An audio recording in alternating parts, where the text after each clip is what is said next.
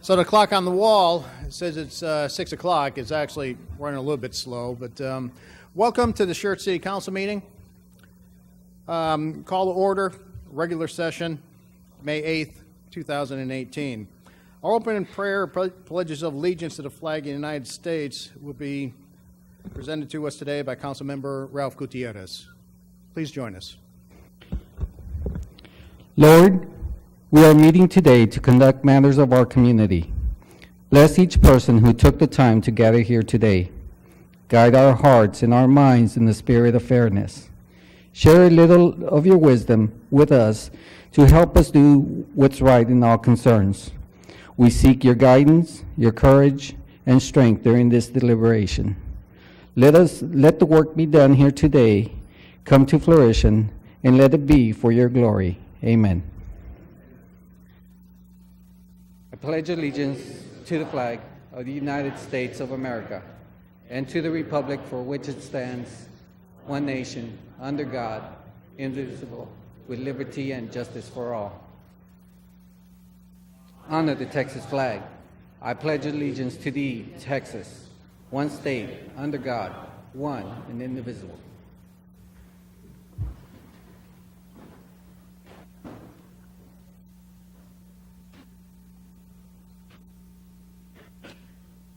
Thank you, Councilmember Gutierrez.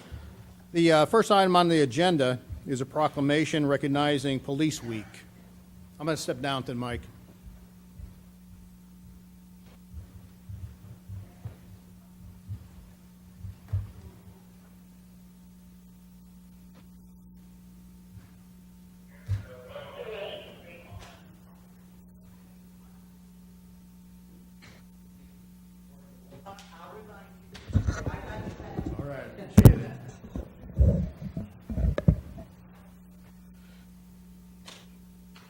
City of Schertz Proclamation for National Police Week 2018. Whereas the members of the Schertz City Police Department play an essential role in safeguarding the rights and freedoms of the citizens of Schertz, and whereas it is important that all citizens know and understand the duties, responsibilities, hazards, and sacrifices of our law enforcement agency, and that members of our law enforcement agency recognize their duty to serve the people by safeguarding life and property, by protecting them against violence and disorder, and by protecting the innocent against deception and the weak against oppression. And whereas the men and women of the Schertz Police Department unceasingly provide a vital public service, now therefore I, Mayor Pro Tem David Scagliola, on behalf of Mayor Michael Carpenter of the City of Schertz, call upon all citizens of Schertz and upon all patriotic, civic, and educational organizations to observe the week of May 13th through the 19th, 2018 as National Police Week, with appropriate ceremonies and observations in which all of our people may join in commemorating law enforcement officers, past and present, who by their faithful and loyal devotion to their responsibilities have rendered a dedicated service to their community, and in so doing have established for themselves an enviable and enduring reputation for preserving the rights and securities of all citizens. I further call upon all citizens of Schertz to observe May 15th, 2018, as National Peace Officer Memorial Day, to honor those officers who, through their courageous deeds, have made the ultimate sacrifice in service to their community or have become disabled in the performance of duty, and let us recognize and pay respect to the survivors of our fallen heroes. In witness thereof, this is signed Michael Carpenter. Chief, bring your men and women forward, please.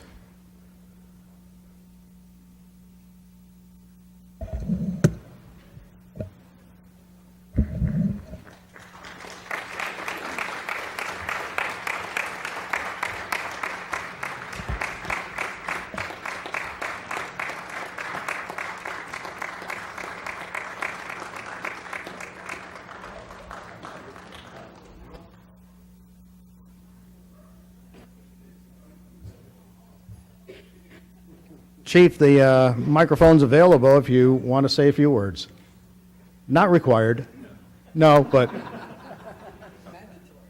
I'm most concerned that Mater doesn't hit on anybody while we're in here. okay. Here, this is presented to you. Thank you so very much. I don't know what they want to do for a picture.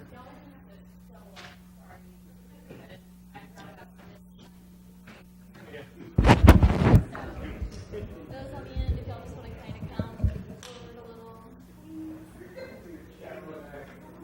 Remember, if you can't see us, we can't see you. Come on. You're going to have to squeeze in a little bit. Come on up if you're on the end.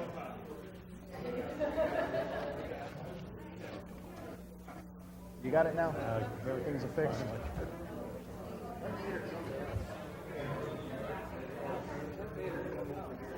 All right, everybody pretend like you like each other. We got plenty coming, sir.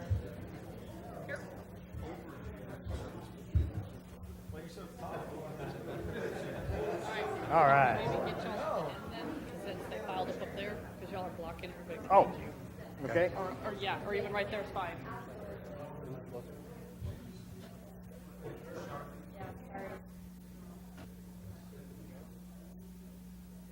All right, here we go. 3, 2, 1. Take it on anyway. All right.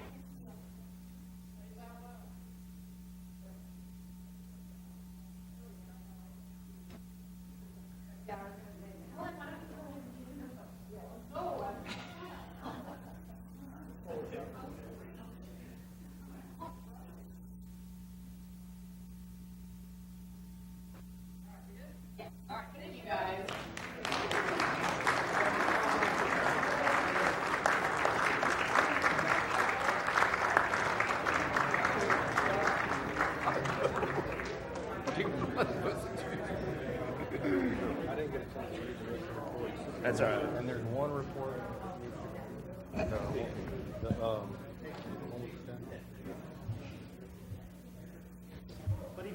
Don't hit on it.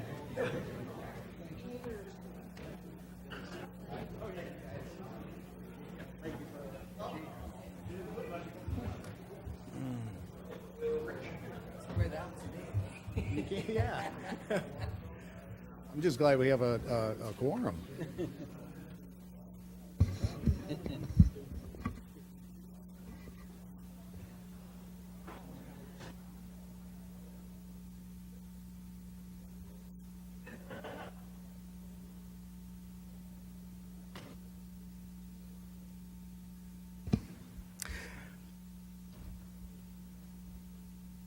Next item on our agenda, presentation.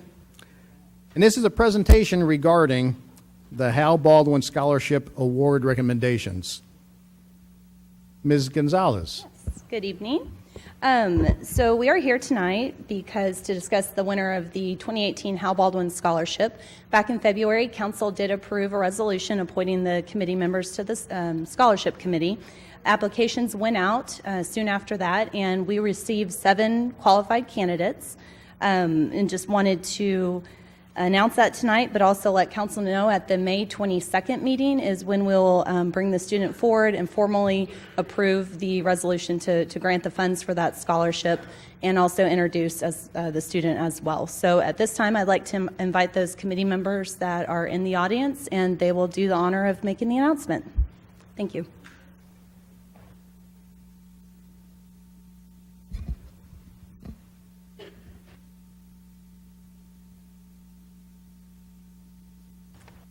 Welcome, welcome. Hello, gentlemen. We're not dressed appropriately. We didn't realize we'd be here, however.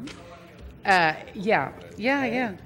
Well, it's good to see all of you, and thank you for allowing us to do this. And this is my father, the late Hal Baldwin, is honored. I know he's just thrilled to death with this. This was his favorite thing. So, with that said, we had some very, very impressive applicants, as usual, as we always do. They never make it easy. However, this year, We have a young lady by the name of Charlie Krakosa. She is a student from Randolph Air Force Base, a resident of the city of Schertz, and she is the recipient of the scholarship this year.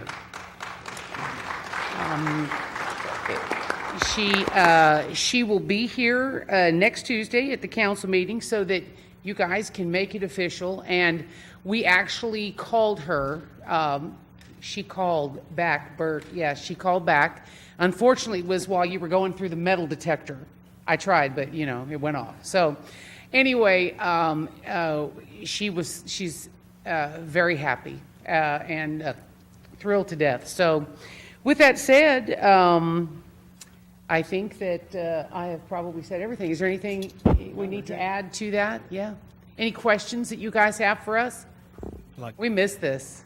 I'd just like to make one comment. You guys, Yes, sir. You know, people don't realize the amount of effort that it takes to put together a scholarship for anyone at that point. But for the organization, the way the Hal Baldwin Scholarship has played out over the years, the dedication, Johnny, you guys, thank you.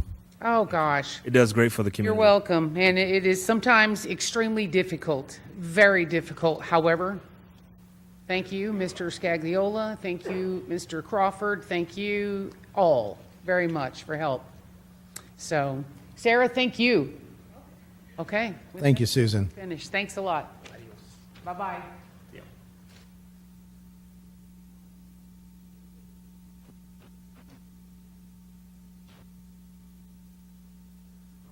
Next item on the agenda, city events and announcements. Announcements of upcoming city events. Mr. James, Mr. Wade, That'll be Sarah.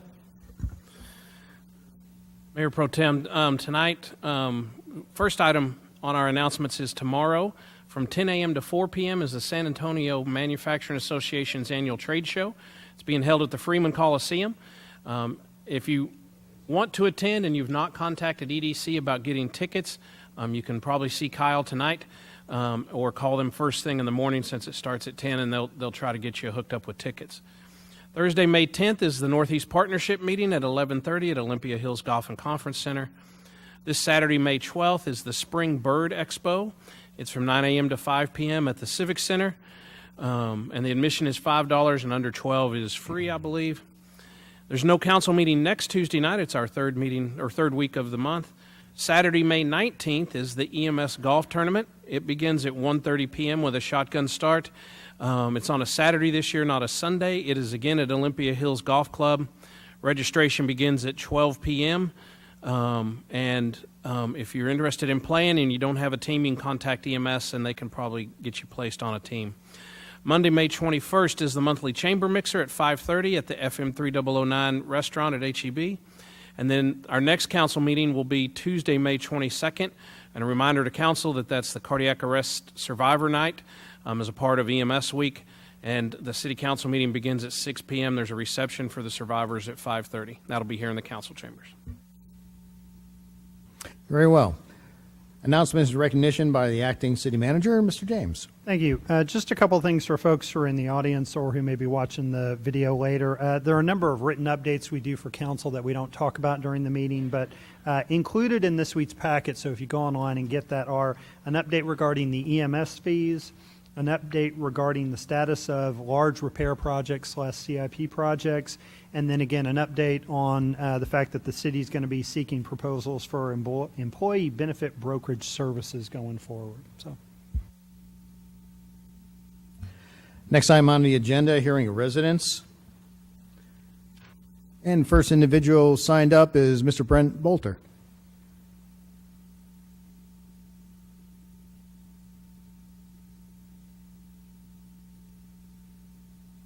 Brent Bolter, 2633 Cloverbrook Lane.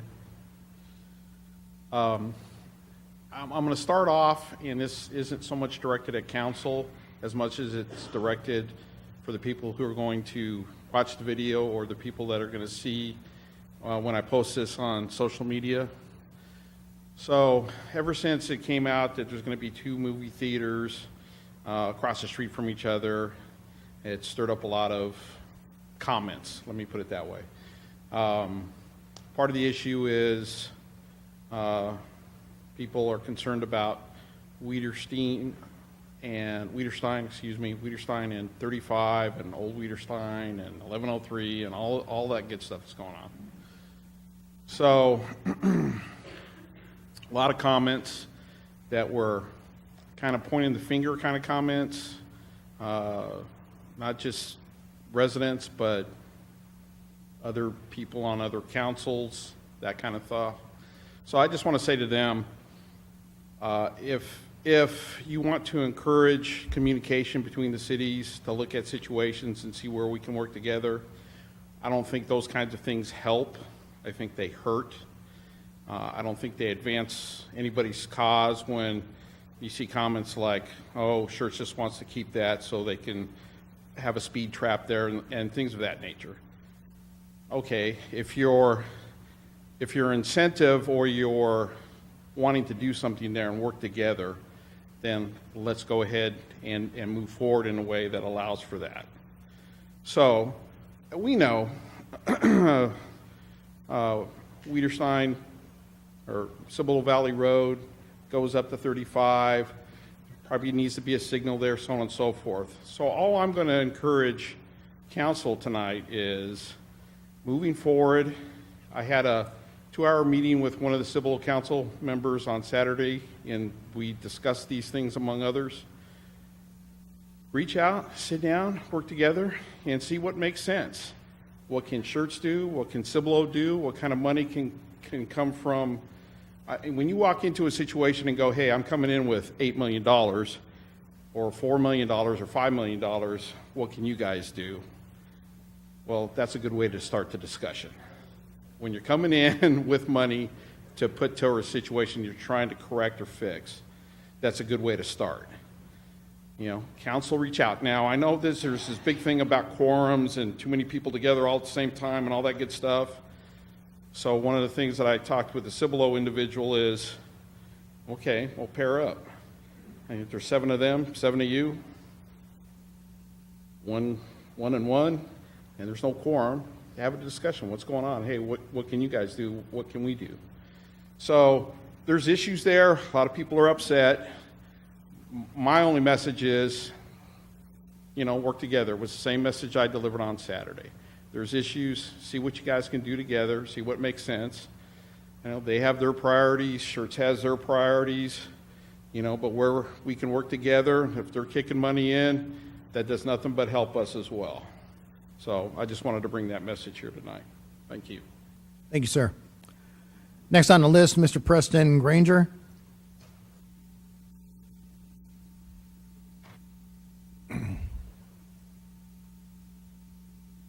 Going.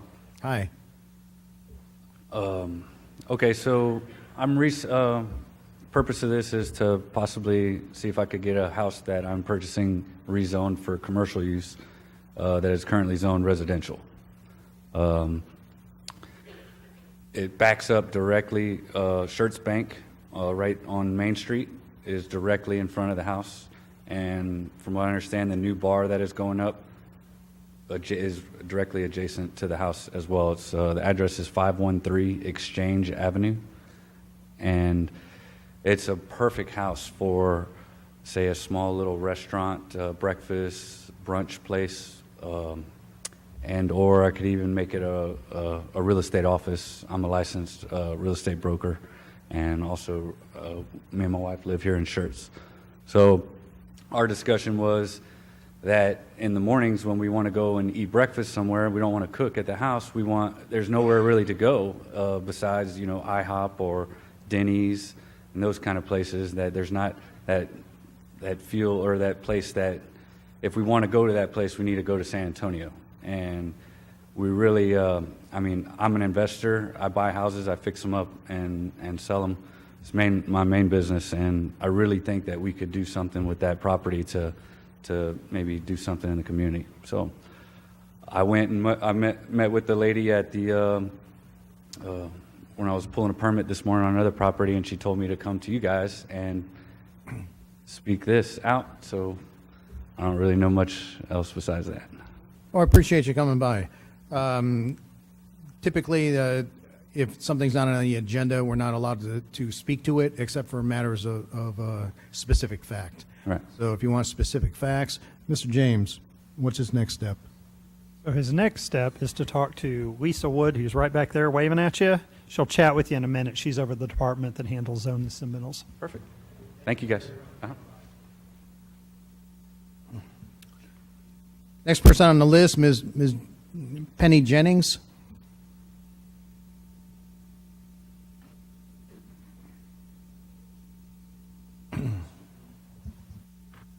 Good evening. I'm Penny Jennings, 2501 Hourless Oaks. And I am kind of echoing Brent here, kind of talked to Mr. James about it earlier. Wiederstein and Old Wiederstein, I too would love to see both councils come together, sit down, talk about things. It benefits Schertz and it benefits Cibolo, both. I truly do believe that there is a lot of Schertz residents from Belmont Park, Riata, that come down Old Wiederstein, will be going up Wiederstein to go to Evo's.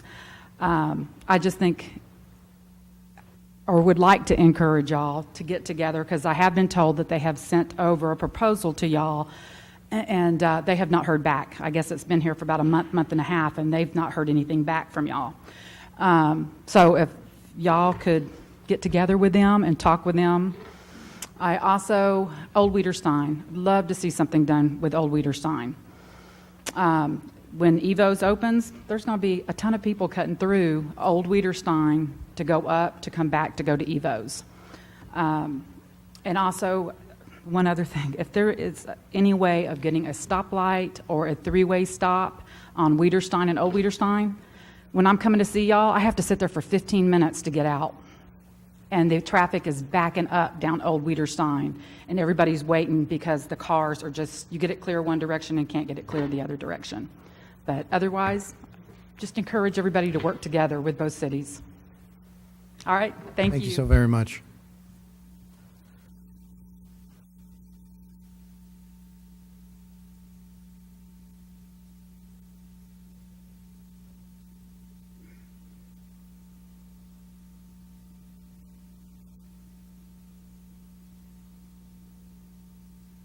Next individual on the list, Mr. Grumpy Azus.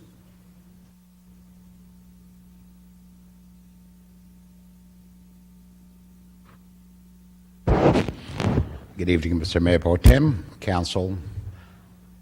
You know, this is really, I listened to them speak, and that just shows us that we all sometimes agree to disagree. Evo is not a bad idea. But the way it was done, in my opinion, that evening I was present, it was like kind of, let's slap Cibolo in the face.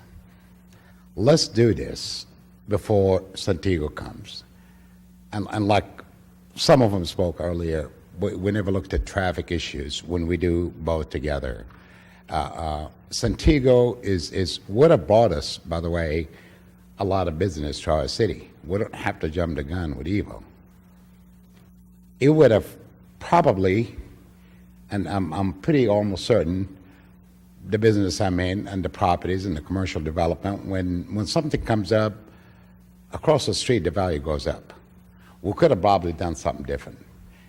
You know, we could have probably done something unique. But I think that evening when I was sitting listening, I was kind of excited about, okay, Evo. But then the conclusion of the meeting, it kind of deflated me, and I says, this is not about us moving forward. This is about us taking a shot at Cibolo. And this is why. I was convinced when I left that night. When the gentleman picked up his packet, he says, I got the checks right here for all the permits. City staff was present to do it right there and then. And the mayor wanted to see dirt turned in the morning. You know, we're neighbors. Like they say, we're really neighbors. We're talking about somebody just next door. And we need to work together. We need to make sure that, and I know it's been such a fight between Cibolo and Schertz, and I don't really see why. for many years. But I was telling Mr. Ken Greenwald when he gave me 1978, I said, well, but isn't it time to get along? I did mention North Korea. He said, well, that was the 1950-something. So that doesn't mean we have to wait a few more years to get along. I really think we need to stop whatever the political agenda, if somebody have, or disagreement, don't take it out on the residents of the city. The other thing really that disturbed me also that night, and I pay attention, is the Chamber of Commerce was present that evening. And immediately, I don't know if this is a protocol, they went to, with EVO representatives and the city staff, to solicit business. That's not good practice. If it's a common practice, then you're going to have a lot of real estate people up here, including myself, going up there with them, with the city staff, and I should be allowed, and solicit business for myself too. You know, but we have to be careful. We don't, and I'm sure, and I've heard it through a city council member of Cibolo, they knew what happened with EVO, with the chamber, and that echoed through a lot of people in the community. And like they say, it's really time for us to get along. It's really time for us to open the doors and says, look, they should be no fraction. You know, our city is becoming a thoroughfare to Cibolo and other cities. We the one that are gonna take the brunt of the traffic and all of that to go to that city. So it'd probably be better for us to work with them. One last thing, you know, on Meet the Candidate night, I've talked to some folks. You know, we got election coming. We always have an election coming. And the way it works is really hasn't been worked since the old days, where somebody will get up and ask a question directly to the council or to whoever's running, instead of the chamber sorting through which questions. And if I don't like you, I'm going to pick a good question for you. That's the way it works. But I really think that we should hold our own Meet the Candidate like we used to, and instead of inviting the school board and other city council members from other cities, it's about Schertz. It's not about Cibolo or the school board or anybody in Seguin. So I would really like to see a change that takes place in that, where we could be more transparent and the residents will come and know they're going to ask Mr. Edward, Mr. James, Dr. Scagliolo, Dr. Kaiser, or Mr. Crawford a specific question, and they sit down. Not you, Mr. James. But I sure thank you. Just consider that, and most importantly, please, somebody up here need to reach out to Cibolo and says, hey, you know, let's let bygone be bygone. Let's talk. Let's get along. Let's move forward. And I think Mr. James could take the lead on that. He's our acting city manager, communicate with the other city manager. I think we could do a lot better for ourselves, both cities. Thank you. Thank you, sir. Next item on the agenda, consent agenda items. There are 6 of them. Before I go through the trouble of reading them, does anybody want to pull one for further discussion? Okay, I'll take a deep breath. I'm not going to do this in one breath like Mayor Carpenter can. I feel the need to breathe. Item 1, minutes. Approval of the minutes of the regular meeting of May 1, 2018. Item number 2, ordinance number 18T15. An ordinance by the City Council of the City of Schertz, Texas, authorizing an adjustment to the fiscal year 2017-2018 budget to recognize additional library donations, to transfer funds from the library board to the library personnel budget, and authorize a temporary summer employee, to increase the budget from the temporary sewer treatment plant expansion, and to increase the budget from third-party inspection services, repealing all ordinances or parts of ordinances in conflict with this ordinance and providing an effective date, and this would be the final reading. Item number 3, resolution number 18R54, a resolution by the City Council of the City of Schertz, Texas, authorizing the acting city manager to enter into an interlocal agreement with the Comal County District Attorney and other matters in connection therewith. Item number 4, Resolution number 18R55, a resolution by the City Council of the City of Schertz, Texas, authorizing a community development block grant program cooperative agreement with Bexar County, Texas, and other matters in connection therewith.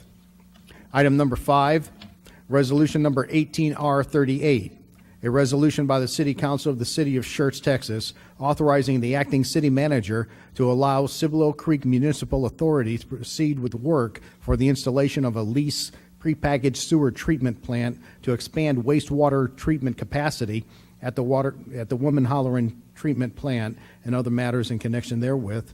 And finally, resolution number 18R56, a resolution of the City Council of the City of Schertz, Texas, releasing and terminating a sanitary sewer easement of Lot 2, Block 11 of the Verde Enterprise Business Park Unit 14 Alpha subdivision and other matters in connection therewith.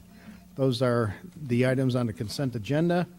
Do I hear a motion? I make a motion we approve the consent agenda as stated, sir. Second. Have a motion to approve the consent agenda items by Councilmember Crawford, and I heard Dr. Kaiser second the motion first. We have a motion and a second. Any discussion? Call for the vote. Aye. Aye. Aye. Aye. Aye. We have 1, 2, 3, 4, 5 ayes and no nays. Motion passed. Next item on the agenda. Mr. Mayor Pro Tem, a point of privilege. What? If you wouldn't mind, I'd like to address what Mr. Bowler said. I'm just saying we are definitely open to talking with Cibolo. We guys in our community, we are certainly open to talking to all of our neighbors. We realize that we need to get things done and we need to get the biggest bang for our buck for all of our citizens. So I'm saying this as a matter of record. I would encourage the Cibolo City Council and the mayor to reach out to us. I think it's a great idea. We've been doing this for years, and I don't see any reason for that to stop now. We all have something to gain by working together. We all have something to lose by not working together. I think that we've worked so well in the past. I think it's important that we go forward. Our residents are demanding it, and bottom line, it's an efficient way or efficient use of taxpayers' dollars. So I would encourage you, thank you for bringing that up tonight, but I do think that we need to speak with our counterparts over in Cibolo about getting this project on board.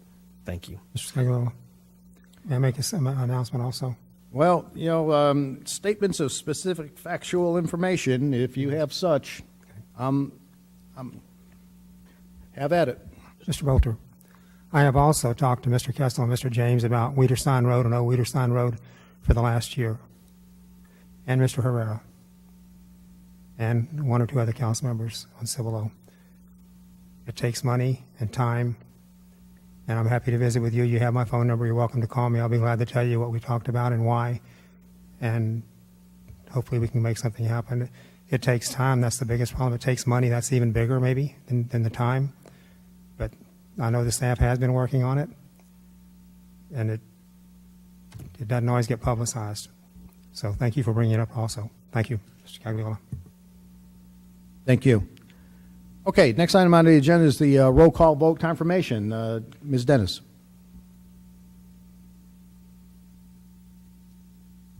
Yes, sir. Consent agenda items 1 through 6. Motion was made by Councilmember Crawford, seconded by Dr. Kaiser, Councilmember Kaiser, Mayor Pro Tem Scagliola, Councilmembers Gutierrez, Edwards, Kaiser, Crawford voted yes. No one voted no. Motion passed. Next item on the agenda is a closed session. I normally don't like to interrupt council meetings with a closed session in the middle of it, and I'm wondering if we shouldn't postpone this anyway, seeing as how we're 2 members shy. Any comments? Mr. Mayor Pro Tem, if you don't mind, with some professional leeway or at least some professional courtesy, could we at least do the requests and announcements and then, if nothing else, go into the closed session, if my colleagues would be okay with that? I have no problem with that. We have consensus? Very well. Next item on the agenda, workshop items First workshop item, discussion regarding short-term space needs.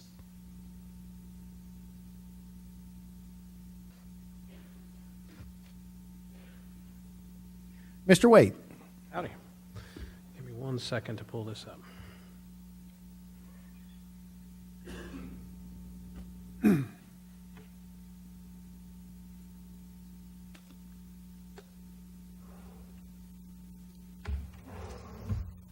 All righty. Mayor Pro Tem, members of council, when we met together in a pre-budget retreat back in March, we presented the facility master plan, and one of the things that it had throughout it was that it basically laid out that we're pretty much out of space in our current facilities that we're utilizing. And the master plan came up with some reasons why we needed to maybe make some short-term adjustments to try to find additional space. Some of those were to allow for future hiring. We've got some areas where if we were able to expand a department, that there's not room for people to sit and to be able to conduct their business. To put staff in better working conditions in some places, some of the areas out around public works and engineering and that type of thing. To be more efficient in our space usage, and basically that is to take better advantage of some of the space that we have and use it maybe more than once or twice a week. And then to avoid space conflicts that decrease productivity, and we'll talk a little bit about that when we talk about fleet services here in a second. So some of the ideas they came up with and some of the ideas staff has brought forward are pretty much, the first one is pretty much making this space in here, the council chambers, a multi-purpose facility. Right now today it works really great for council, it works really great for like the P&Z and some of the more official decision-making bodies that the city has. But it doesn't work well for other boards and commissions, it doesn't work well for staff to do training and that kind of thing. The other one is, in 2012, the city purchased 27 Commercial Place and 11 Commercial Place. 27 Commercial Place is a previously used fleet building, was a privately held truck repair facility. 11 Commercial Place is a small office space with a decent-sized warehouse behind it. And staff believes that utilizing both of those, 27 first and then fully utilizing 11, and I'll talk about what that means in a couple of minutes, would be good. And then brought to us also was an option from Guadalupe County about partnering with them in the remodel of the Riedels Furniture Building to free up some space. So making the council chambers multi-purpose, we believe we could do that for $72,000. What that would entail is taking all this fixed seating out, replacing the carpet because of the damage that it would be done by removing the fixed seating, and then come back with mobile seating that can be set up and taken down, can be put in a variety of configurations, and some tables. What that would allow is for this facility then to be used for municipal court. It would allow it to be utilized for all the boards and commissions, so putting it in a little more formal atmosphere, but still room to do that. It would be great for workshops with council where we could set up a table here and be able to have council and staff around a table having a conversation, and still plenty of room for the citizens to be able to sit in on that and listen. It would free up the Civic Center for paying customers, and we could do our in-house training in this room instead of utilizing the Bluebonnet room over at Council Chamber or over at the Civic Center. It would also allow then, if we could move municipal court over here, would allow the municipal courtroom that we currently have to be utilized for other functions. We could put cubicles in there, we could utilize it, we could take down some walls, do some things in there that might make that a more productive space than it is being a courtroom once or twice a week. And then lastly, I put on there that it would provide better security for court. Because when court is in session here, only the people coming to this building, the people that are coming to this building are only coming here for court. When people are coming to court now, the bailiffs don't know if they're there for court, if they're there to get a permit, if they're there to pay their water bill. And so we've got people coming and going past the secure entrance to the courtroom, which creates a security hazard. So it would alleviate that as well. Building 27 Commercial Place out on Commercial Place. We believe that we could get that building up to code and remodel it for efficient fleet operations for about $1.75 million. That would allow us to move fleet and facility services, that entire department, into that building. The office space up front would be adequate for facility services, and then in the room in the back would allow for fleet. When I talked about more efficient operations, that's something we need to do for fleet. We have 3 bays at our fleet shop. We have 4 mechanics. So one mechanic is always working outdoors. And with the size bays that we have, if a vehicle comes in that is a higher priority, let's say an ambulance breaks and we need to get it back in service so they can go answer 911 calls. Then whatever vehicle they're working on either has to be moved out of the way so that we can get the ambulance in on where they have to work on the ambulance outside, or the fire truck or whatever that high priority item might be, just because we're completely out of space in the fleet shop. Remodeling this building would provide a lot of room for fleet, they could all work indoors, would also provide adequate room. And then when we move them out of 10 Commercial Place, Building 1, the old Public Works building, that would free up that room for streets and drainage to be able to get their equipment out of the bays at the Building 2 and allow the water department and the wastewater department to have more room for their equipment and to avoid some space conflicts there. Next option that staff came up with, it was in the master plan, was fully utilizing 11 Commercial Place. About 6 months ago, PD, we officially allowed them to get a certificate of occupancy. We had to use the warehouse to store some large property that they had gotten in some law enforcement activity.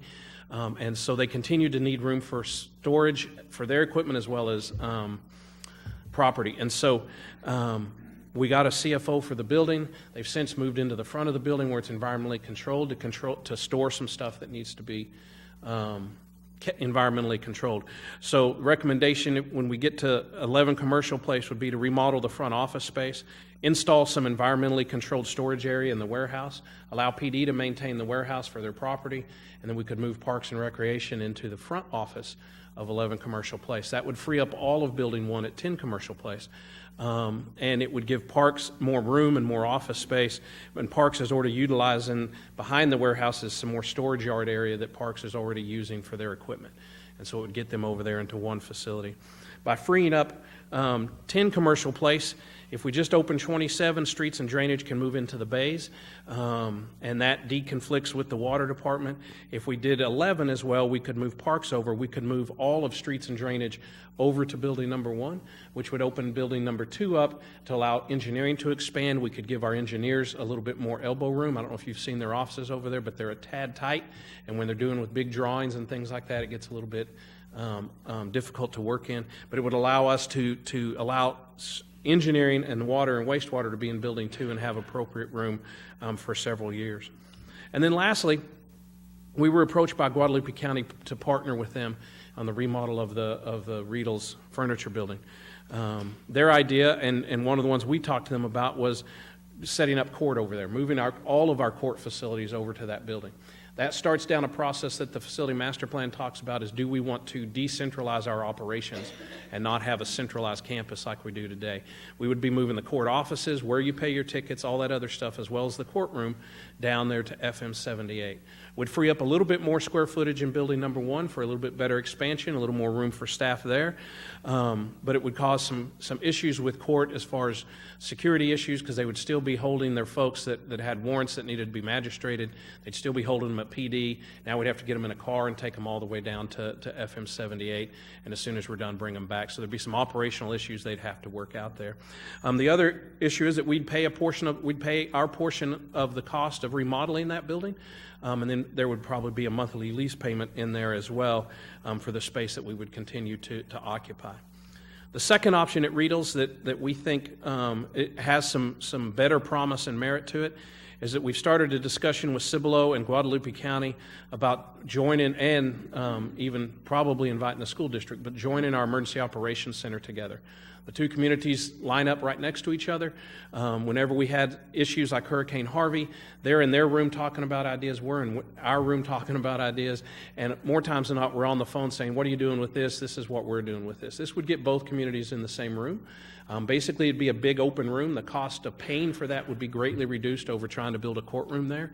And then it provides a lot of great opportunity for us. It gets our EOC out of our fire department training room, which gives us more space, gives more space for both communities, as well as if we invite the school district, and it would be the backup for Guadalupe County, or if the emergency was on this end of the county, Guadalupe County would be in there with us as their primary. And then for us, flooding being one of our chief concerns, is that it would provide us an EOC that is able to be easily accessed in times of high-level floods. So in 1998, this complex was kind of cut off. You could get here, but it was very difficult to get here. And so some folks got here and couldn't get back home and that type of issue. So it would alleviate that in our Emergency Operations Center. So those are the ideas. Wow, I don't know where that word came from. Those are the ideas that we wanted to bring forward for temporary short-term space. Be happy to answer any questions you have, any thoughts you might have on these options. Thank you, Dudley. It seems to me you've presented us with a bunch of objectives that you want to take care of. You know, the court space, fleet service, Parks and Rec, disaster relief. Do any of those options actually satisfy the overall objectives? So, reutilizing this space on a more regular basis is a true short-term need or true short-term fix. It's going to give us a little bit more room in Building 1 that we can expand into, but it's not significant. Out on Commercial Place, starting to utilize Building 27, which is a building we've owned for 5 or 6 years, and actually starting to use that, move fleet over there. It improves the working conditions for our fleet technicians and for facility services. And then it does free up some much-needed space over at Building 2, where Public Works and Engineering share space. It wouldn't free up staff space, but it would free up space in the bay. And then the next step on that, if we do Building 11, then that has a significant impact on workspace for both Public Works, Parks, and Engineering.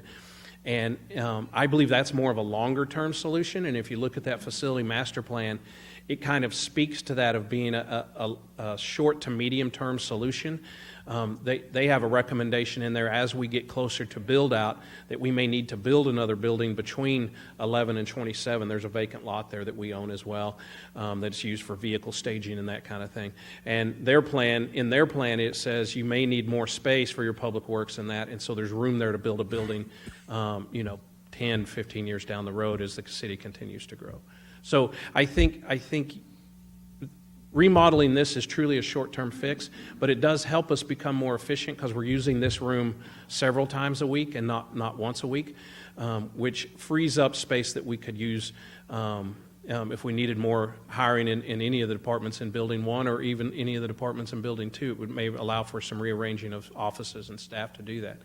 And then the stuff on Commercial Place, which we'll talk a little bit more about as we go forward, but especially that fleet building would be a great first step forward to utilizing the facilities that we used. PD is utilizing Building 11 right now to a good scale. We need to, if we're going to put people in there to office in there, we need to clean that front end up a little bit and make it a little more secure and a little more user-friendly from an office standpoint. But they're using it for their storage right now, so we're getting some usage out of that building. We're 27, we're really not getting any usage out of, and we need to probably decide what we want to do with that. And if we want to utilize it for fleet and to allow more long-term space for Public Works, then the sooner we could start moving on that, I think the better off we'd be. Okay, let me attack this from the other end. Which one provides the least solution? There's a lot of them to consider here. So which one isn't really a viable option? So staff, although we appreciate the interest from Guadalupe County to move our courtroom down there, and we see how that could work, we feel that would be a little bit more inefficient than what we're doing today. The EOC is probably next there, actually, although the EOC, in my mind, is a really low-cost insurance policy, basically. So all we're going to do is finish out that room into a big open room with a lot of electrical outlets and internet plugs and projectors and TVs. And that's going to be split between 3 jurisdictions to do that, or potentially paid for with grant money. And so even though it's one of those that's down on the bottom of the list, it's one of those, it's kind of low-hanging fruit to me that if everybody agreed to move forward that way, that we could get done for a very minor cost that would provide great dividends when we have a large incident here in the city of Schertz. Okay, so we're not talking only one project, maybe a combination of more than one. Okay. I'll open it up to the council for further discussion. Mr. Edwards. You have to be extremely careful when we start talking about moving the courts into the county building, because I think that Seguin may look at that and say, what are they trying to be, the county seat? Yeah. So reality, we've been looking at this master plan for quite some time, the facilities plan, working on it for a long time. So I have a couple of suggestions to you. I've always said since I've been on council that we needed to have a synergy amongst the workforce, amongst all departments, and have them working together. Models of efficiency, I believe that works tremendously well for us. So if you combine some of these locations, I do want to know about the expansive, if we have capabilities to expand. You mentioned building in between on the parking lot, but if we have ability to expand further than that, because this city is going to continue to grow, and we're going to continue to have people, an influx of people, citizens, but we're also going to have an influx of new employees as well. So I think that's going to continue to happen. So expansion capabilities, that's one thing I'd be concerned about. Second thing, the command center. If we have a command center, would it not be prudent, and this is just me thinking outside of the box, would it not be prudent to have this in City Central instead of having it over on 78? So I would think that we'd have it where we are locally here versus having it, for instance, out off of I-10, unless the city were to suddenly grow out that area and we, somehow take on some of those landowners in some type of agreement. But I don't see us having a facility over on 78 at this point. Am I making sense on that one? With an EOC, although sometimes it feels like it would be best to have it centrally located because staff could come out of their offices and go to the EOC directly, right? But when we truly have to open the EOC, it's not for a 3-hour incident or a 12-hour incident. It's going to be for days. And part of the concern we've always had with having our Emergency Operations Center on this campus is the ability to access it. That if we get large rainfall, so we get large rainfall up to Cibolo and we get large rainfall here, that this compound will be dry, but you may not be able to access this compound. And so what that causes for us is we have staff here and we can't get relief staff to them. And so by placing it down on 78, it puts it in a place that is out of the floodplain. It's also kind of out of sight, out of mind, which honestly with an Emergency Operations Center, you kind of want to be that way. Because if the incident we're dealing with is a man-made incident and somebody trying to do harm, the more out of sight, out of mind you could be, the safer it is for the folks that are working there. And for the community as a whole, because you don't want anybody to take that out in the middle of an event. And so actually what you see a lot of cities doing, and one of the first ones in Texas that did this really well in partnering with a city and a county was San Antonio and Bexar County. And they built their EOC away from all their public safety headquarters and everywhere else, and it's sitting out on Brooks City Base. And the location worked so well for them that they ended up building their new primary 911 answering point and dispatch center out there as well, real close to that building, which are two functions you kind of want somewhat close together. But they didn't move the chiefs out there, they didn't move the city managers out there, and they didn't build it right next to where those folks are. Because the idea is you get away and you put it in an area that's accessible and somewhat secure, so it's not, probably the ideal location, but this campus definitely is not the ideal location. We're doing it here because we have space here. And this would potentially allow us, splitting the cost with 3 other entities, to have a bigger space, and when it's a large event, be in that space with the folks that we're going to need to coordinate our activities with. Dudley, I'll tell you this. I want to say thank you because you did a great job presenting this, but also the facility here that we're sitting in right now, removing the stationary chairs, I think it's a wise idea. You can use this room for multiple things. Also, partnering with the 3 other entities or partnering with any other entities that will give us an opportunity to better use our tax dollars. I think we have to look at ways of doing that, and that's greatly appreciated. So thank you. Good ideas. Dr. Kaiser. Dudley, have you prioritized which short-term needs? Have you put them in priority order? So we kind of built it that way. So the money to repair this, we're trying to to multi-purpose this room, we're working on determining where we could get those dollars from. When we start talking about CO bonds for 2018, you'll see one of the projects listed is Building 27 on Commercial Place, to be able to move fleet into there and utilize that building space. And so, yeah, they're kind of on there really in what would be, the only exception would be partnering with Guadalupe County, which we put at the bottom of the list. But the city facilities are put in there in an order that it would make sense to start a progression of trying to move into space. We may not be able to get all of 27 done, and we may not be able to get 11 done in the next year or two, but it's a marker for us or a plan for us to move forward with.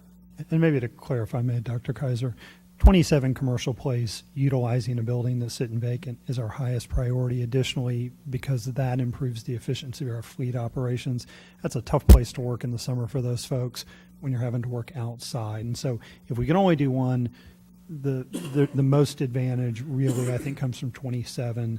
This building would be after that, then probably the 11. So option 2 would be the number 1 priority. If you could, So in terms of We could do one. sorry, what? If we could do one, the 27 Commercial Place would be our highest priority, is to get in and start utilizing that space. Okay, thank you. Councilmember Crawford. Dudley, the part we're working with the Riedel building, is there any, do you know if there's any movement to take the court from Elbell Road and move it over there where there would be a courtroom already set up to where that might provide a value to us? It might not be something we want to do, but if they had a courtroom there that we could use one day, we do court, what, 2 days a month, Thursdays? Somebody know the answer to that? 2 days a month. Okay, 2 days a month? So I'm not saying we have to do it, I'm just asking the question. Is not planning on moving the courtroom Okay. from El Bell at this time. Part of the thought was, when we were looking at that space, and one of the things we've thought of to utilize Building 1 better would be to find a place to put the courtroom, whether that was in here or when the county came there. It makes sense. And so part of that was, we could do that, we could build that court facility, and then later, when the Jaypee court grew to a place that it couldn't fit into El Bell Road anymore, that maybe they could then move over at that time. But the plan was up front that it would be us putting our court there, and it would be our court. That might be spending some money that we could use someplace else, like 27 Commercial Place or whatever. That was a $1.75 million project to fix that building. That's our estimate at this time. That's a fair hunk of change. It's a bit out of code. A bit out of code. Needs some significant work to get it into a good operational point for our fleet guys. And the EEOC idea, I talked with Brian about that today. We talked a little bit about it before, I think. Is that a high cost? It's not a high cost thing to put in place, is it? If we're sharing and We don't have an estimate on the square foot. Because it's a big open room, it would be basically finishing out a big open space, making sure there's electricity and computer connections, and that we had tables and chairs there, and then some TVs or projectors in the room that we could monitor media when we were there. So overall, compared to trying to put a courtroom in there, yeah, it would be significantly less than that. But we've not gotten back a cost per square foot on that EOC option yet. it's probably not appropriate to bring it up now, but when we had this part of this presentation back in, I guess, late March, early April, whatever it was, on our Friday training, we talked about a longer range plan with another building over off of Live Oak.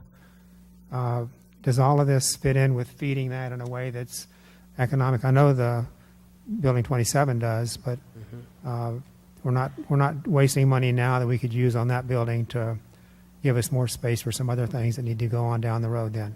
No, absolutely not. Most of the two of the three that we're talking about without the Riedel's building are projects out at the Public Works And Commercial Place, on Commercial Place. And so what we're talking about here is trying to develop some short-term space so that we could, if a department needs to expand, we've got space to put people. Meanwhile, we're still working on the long-range planning of what do we want to put over there, what would be best over there, and how much space would that free up here so that we could start remodeling or rebuilding things on this campus. I hope one last question, just as a general information thing. Have you all come up with any numbers on the seating if we change the chairs in this building? Will we still have I a believe, basic number of seats that we have can? the same number.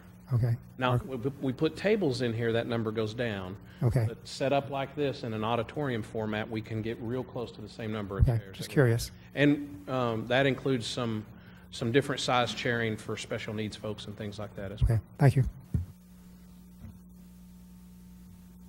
Mr. Larson, you have anything for us? No, sir. Mr. Gutierrez?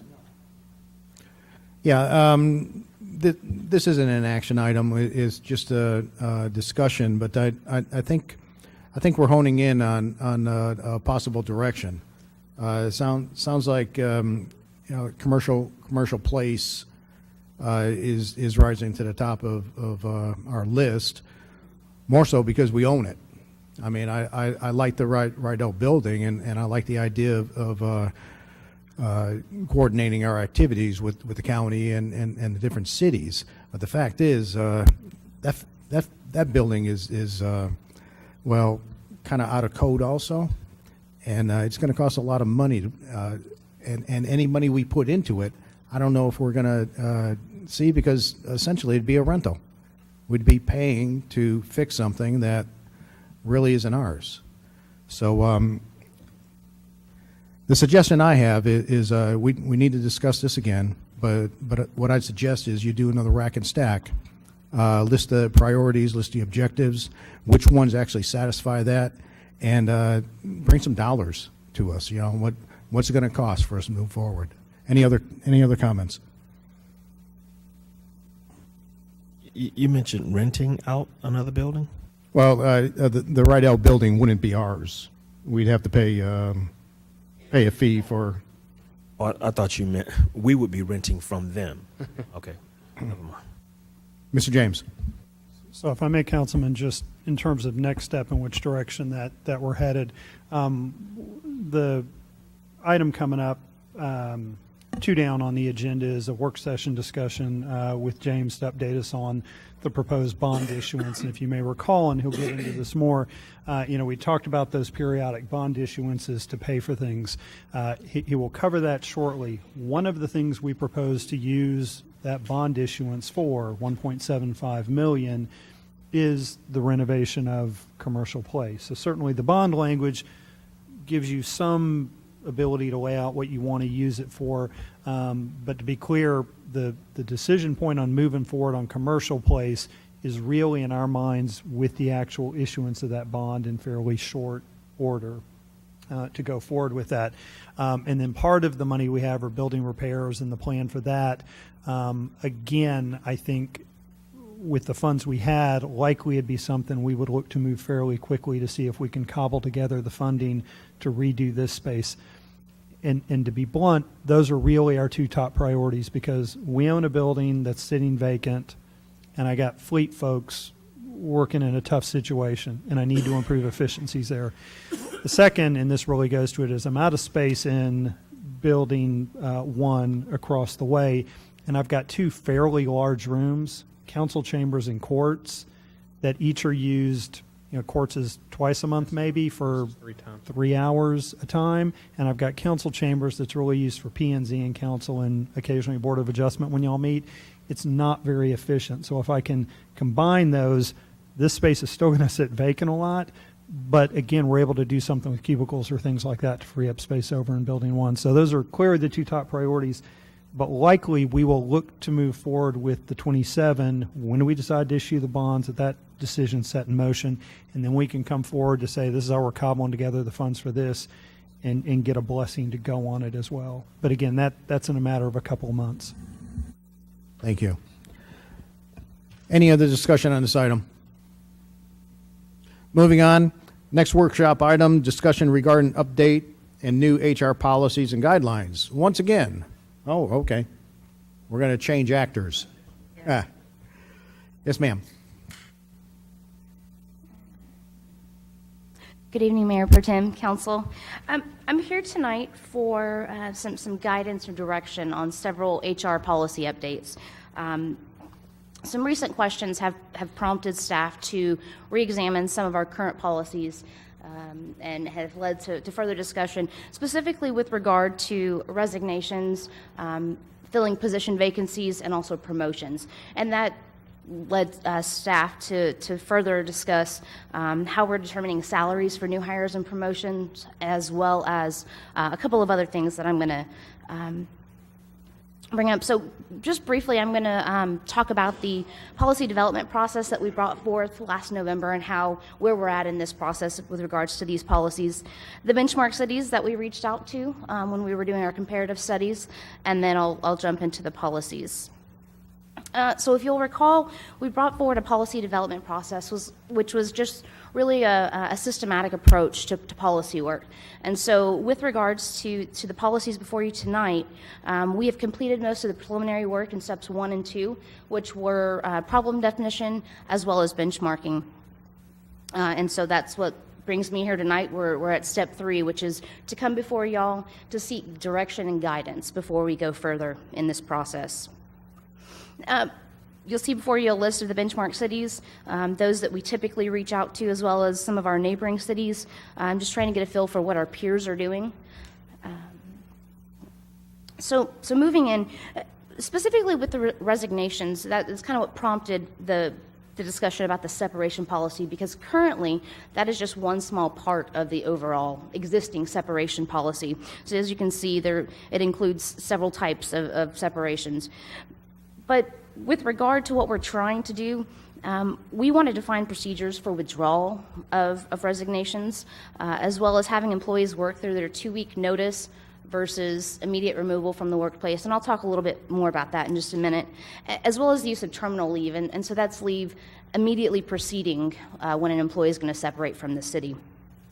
As you can see here, both Temple and San Antonio address withdrawal of resignations in policy. None of the other cities did that we spoke with. And none of the surveyed cities actually specifically addressed the 2-week notice versus immediate removal or the use of terminal leave, although Round Rock does have an informal process of allowing employees to use leave up to the end of the month in which they're separating from the organization. So with the separation policy, what we intend to do is develop policy which will more clearly define the process for resignation, as well as the basis for allowing a resignation to be rescinded. Second on the list there, we're looking to determine, to define a process for determining when an employee would work through their separation date versus when they would be immediately removed from the workplace. And so what we mean by that is, on a case-by-case basis, we would evaluate whether or not having the employee continue to work out their 2 weeks would be in the best interest of the city. In some cases, if you maybe have a disgruntled employee or an employee who has access to sensitive information, it may be wise to, upon notice of resignation or separation, to thank them for their service and then move forward with like a paid admin leave for the last 2 weeks rather than actually having them here in the workplace. So that's something that we want to explore further. And then finally, with the separation process, we want to look at retirement and the amount of leave that an employee may take, again, immediately preceding their separation. So in the past, it's varied. We've had some folks who have taken 2 weeks, and we've had some folks who have taken months. And so, of course, there's implications, financial implications to the city, the longer we allow folks to do that. So again, we want to look at limiting that. The next is determining salaries. So current policy language really does not provide any guidance on how to set appropriate salaries for new hires and or promotions. And so we want to establish a policy that creates consistency and equity with guidelines that staff can use to establish starting pay for employees. As we'll see, all of the surveyed cities allow for flexibility, and certainly we don't want to box ourselves in. We want to have that flexibility. Many of the cities varied on the level of approval that would be required, though. So in some cities, offering a starting pay above the minimum required HR input. Some was at the department head level, and others were city manager approvals. So some of the key decision points here, what we're intending to do is develop policy that more clearly outlines the process for determining salaries. But we want to consider candidates who exceed the minimum qualifications, the impact on internal equity, and really what we mean by this is what's the potential for disruption to the current salary relationships that exist in the city. That was something that we worked really hard to address in class and comp, and so we want to make sure that we're considerate moving forward when we're hiring. And then Finally, the difficulty in filling positions. So certainly those positions that are harder to recruit and retain, we may want to look at offering a higher salary if necessary. And so we want to have that flexibility as well. Finally, we are looking at how we fill position vacancies. And so, again, current policy language, very vague, provides no guidance on when it's appropriate to advertise or fill a position with internal candidates versus external candidates, or the procedures for promotion or placement into a position. So, again, we want to establish policy that creates consistency and equity with guidelines that staff can use to determine the most appropriate method to fill these vacancies. So many of the surveyed cities, and certainly I would hope that we would take a similar philosophy in that they're very interested in promotional opportunities whenever possible. They want to develop staff and see them progress and grow with the city when that's a possibility. Of all of the benchmark studies, New Braunfels and Temple, also do use direct promotion or placement into certain positions. But across the board, all of the cities really just place emphasis on selecting the most qualified candidate and filling the vacancy with that individual. So we intend to develop policy to more clearly outline the process for filling positions, either, again, by competitive application, internal and or external, and or appointing from internal staff. And again, we want to give consideration to, as we draft this policy, one, succession planning, again, and development of current staff that may meet the qualifications of that open position. So if that advancement opportunity does exist, we're prepared, they're prepared. And also we want to look at the type of position vacancy. So how we fill an entry-level position may or may not be the same as how we go about filling a department head level position. And then finally, the availability of qualified personnel who are currently employed with us, whether we have a pool of candidates who are qualified. So with that, again, really here tonight just to kind of get the thumbs up or any input or direction that y'all may have as we go back and work through the policy development process and the next steps. So I'm happy to answer any questions that you may have. Thank you very much. Okay, so really, there's a couple of different issues that you like guidance on, and as opposed to talking around in circles about all three of them, how about presenting one and have us discuss that, and then we'll move on to the next one, and finally the succession planning. Okay. So what's the primary issue? Well, all right. If we have to pick one that's a primary, potentially, I guess we want to address resignations and how they're handled. Okay, and how are they handled now? Basically, our current policy only speaks to requiring 10 business days to resign in good standing. It speaks nothing to employees withdrawing the resignation or how the city would respond to such a request. And so that is one of the things that we're looking for, specifically looking for guidance on from council. Okay, I'll open it up to the council. And any questions, Dr. Kaiser? Yeah. I'm sorry, I looked that way. First of all, I think these are really good ideas to have policies on. And when it comes to separation, I noticed you didn't, you only had Temple and San Antonio for benchmarking. You may want to look at some private sector companies to see what they have. I don't know that I've ever worked for a company that didn't have a separation policy. So instead of just cities, maybe look to some companies and see what they currently have. I'm not saying any one is the exact right one, but I think it's a good starting point to give you some ideas. Yes, ma'am. Thank you. And just to clarify, yes, ma'am. I'm sorry. All of the benchmark studies have separation policies. I was just highlighting that some of the differences or nuances between the, so again, that Temple and San Antonio actually addressed that in policy where none of the other ones did. But yes, ma'am, they all had separation policies. But I think it would be great, like you said, to look to see maybe what the private sector is doing as well. Thank you. Anybody else? Mr. Edwards. I agree with looking at the private sector. I've had the ability to work for a Fortune 100 and a Fortune 500 company, and I can certainly tell you there was always a separation policy in place. One thing I noticed that you talked about the internal upgrades. there was always something that we had in place for that as well. We typically had a 3-1 policy. We typically, and this was at one of the corporations, they typically hired 3 from within, but that was in the management pool, and all the people that were certified through through what we call the leadership evaluation and assessment, also in their peer interviews also, and then 1 external hire. So that's typically how it went. The person that typically, we always said that everything you need is in the house, typically. So that meant to us that the person that was going to get that job was probably already in place anyway. Now, there are certain situations where that those things didn't line up correctly, but we definitely need an internal upgrade policy, and we definitely need a separation policy. Yes, sir. So, I mean, and I would be more exhaustive versus looking at just the municipal sector. Please go out and look at that private sector, because there's some corporations that do a really good job with that. I would love to see us offer daycare for our employees. I mean, that's just me personally. But of course, everybody's taxes would go up too. It's not our job to be babysitters, but at the same token, I would love to see us offer more benefits to our employees.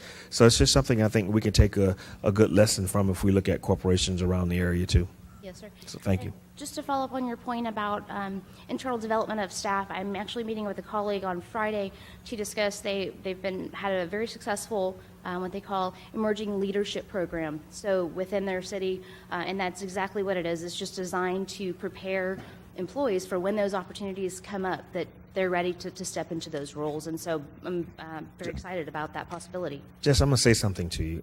Yes, sir. I was, and this is my heart of a servant. I was really hard on you. I really was, and I want you to know I was, and I know you. I knew you felt the criticism. I was really hard on you, but I want to tell you, you've really stepped up and you've handled this. So thank you so much for your professionalism. Thank you for being able to take that hard criticism without saying I'm done. I really appreciate it. And I want to repent to you if you felt, I want to repent to you openly if you felt that I was too, in your face or whatever. I just want you to know that, okay? I really appreciate what you've done here. Keep doing a great job. No need for the other stuff. Thank you. Thank you. All right. Okay, so for separation policy, Mr. Gutierrez. Couple of questions. How many days can one accumulate leave or sick leave for the year? Is there a limit? There is a limit. It's based on tenure, obviously. Mm-hmm. I think I have that right here. Is it hours or days that they accumulate? Annually? Yes. Days. Days. Okay. Yes, sir. But to be clear, the way our practice works with regard to vacation time, it's based on the length of tenure, so in 5-year increments. So Dudley gets more vacation a year than I do because he's been here twice as long. You lose, if you lose excess vacation, it's around October 1st if you Yes. don't use it. So you'll notice a lot of staff scrambling to take off. They can have it. So the max is twice your annual allotment. Yeah. So for somebody with 15 years of, it's twice your annual allotment. So for somebody like me, I have 17 years. Once you get 15 years of service to the city, you get 4 weeks a year of vacation time. And so you can get that to 8 weeks. And then at the end of the fiscal year, if you have more than 8 weeks accrued and you haven't taken it off, then it goes off the books and it takes you back to the 8-week level. So if somebody planned their retirement near the end of the fiscal year and they had the 4 weeks a year, and so they got down to 8 weeks right at September 30th, and they get that next 4 weeks allocated to them, they could take off 3 months of terminal leave, which has cost to us for benefits, TMRS, all the other things that we pay into. And so the idea is to try to come up with a way to provide some limit to that if they want to do that for a little bit of time, right, because that's it, I'm retiring, and I'd like to just go ahead and go out on vacation and burn some of my vacation, that they can do that, but it doesn't get excessive. In the past, we've had, I think the longest one we've had has been 3.5 months that somebody's taken off. Okay. See, That's the reason of trying to. Yeah, the thing is that some of these employees, like you said, I mean, they dedicated themselves to the city for a number of years. Having terminal leave, I think it's one thing that we should offer them. I mean, for their service to our city. So I'm all for providing terminal leave. As far as, 2 weeks' notice, whether or not we should waive a 2 weeks' notice, I tend to leave that to supervisor to make that decision. We could put it on the package, say, do you want to waive it, and have the supervisor sign off on it. By all means, we don't want someone that's disgruntled to stay for the next 2 weeks. But sometimes they don't tell us everything, what's going on in their lives, because it's really none of our business what's going on in their personal lives. And sometimes these 2 weeks are very crucial. But then again, things happen, and at the end they want to change their mind. So I think, we have to consider that also. One thing you didn't address is transfers. We have vacancies, but we don't have a transfer policy, do we, where one person could transfer from one place to another? Yes, sir, we do have We a do? current transfer policy, yes, sir. Okay, We have a paramedic actually transferring to the fire department next week. okay. And we have an existing policy which outlines a process by which that can happen. Right, because sometimes they do get burned out where they're at, and they want to change. Okay, all right, thank you. It was a good discussion. I don't want to interrupt it, but I would like to recognize a couple of distinguished visitors that came to visit with us tonight. You have Commissioner Wolverton and Commissioner Cope. Thank you so much. It's always a pleasure coming by, spending some time with us. Okay, is there any other discussion on the separation policy? Mr. Crawford. Dudley and Jessica, as an opinion, could you consider having managers, directors, whatever, make sure, if they can, that an employee doesn't lose any leave during the year? We have a lot of people that work their butts off in the summer, winter, spring, fall, all year long. I hate to think that people would lose 1 day of leave because we can't get along without you. We've gotten along with lots of people the last couple of years. We still haven't gotten them hired. I'd like to see them be hired and others be able to take all the vacation they've accrued to take care of their families, et cetera, et cetera. Just as a personal comment, try to keep that in a way, because we don't know all the policies that need to be done and all the wording. At least I certainly don't, but that's something that I would like to see. But for what it's worth, Councilman, with regard to the losing a vacation, we do as an informal practice, and again, something we'll probably codify a bit is, for example, you notice leading up to the end of the fiscal year is an extremely busy time for finance. So finance, for example, has a tough time taking off and using vacation. As an informal practice, with sort of executive director, department head approval, we will allow employees to sort of extend that time to take that vacation so as not to lose. So again, the only folks who lose are those sort of gluttons for punishment who choose not to take their vacation, frankly. And there's some of those, but we do allow that, yes, sir, informally. We'll probably, again, put that in the policy. And the That's not departments something know that who I those want to people be are. involved with at all, but I just would like to make sure that, like to know that people are getting the option that Mr. James just described to me, particularly, for any department. It's nice to know. And the department heads know who those people are, and they work with them throughout the year. But, when you get up to that end of the fiscal year and they're a high tenured employee and they've got 12 weeks of time on the books and they haven't made an effort to take a day, it gets kind of Maybe I tough, shouldn't even if feel they've sorry had for the 'em. opportunity, right? I understand. So the department heads try to push them to take that time off during the year as best they can. And then, like Brian said, if we have times we know, hey, you're 3 days over, but you were short-staffed and Call his wife and tell her. the time off, so that type of thing. Dr. Kaiser? Just to clarify, so I understand, so they give 2 weeks' notice, some will work, but if you do dismiss them, they're getting paid for the 2 weeks. Yes, right. Okay. Councilman Crawford, to your point also, I just wanted to recognize finance. They do a great job of getting it out early. Payroll sends out emails to the department saying, hey, you have this time, don't let it come up, September 30, and you haven't taken it. So they get that out early to the department so they know and can give the staff plenty of time to try to plan for that leave. Great, thank you. Anything else on separation policy? Do you have the information you need? Any further direction? Okay, what's next? Next is going to be, salary determination. Okay. Yeah, I was a little shocked to realize that we had salary readjustments, for discussions for the past, 5 years or so. And yet, we're still at about the 45 percentile.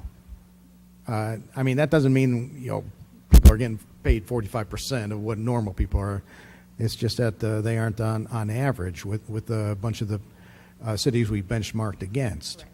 And that struck me as a little bit odd, because in my discussions with the city manager, I thought one of the priorities was to push us up to the first percentile at least.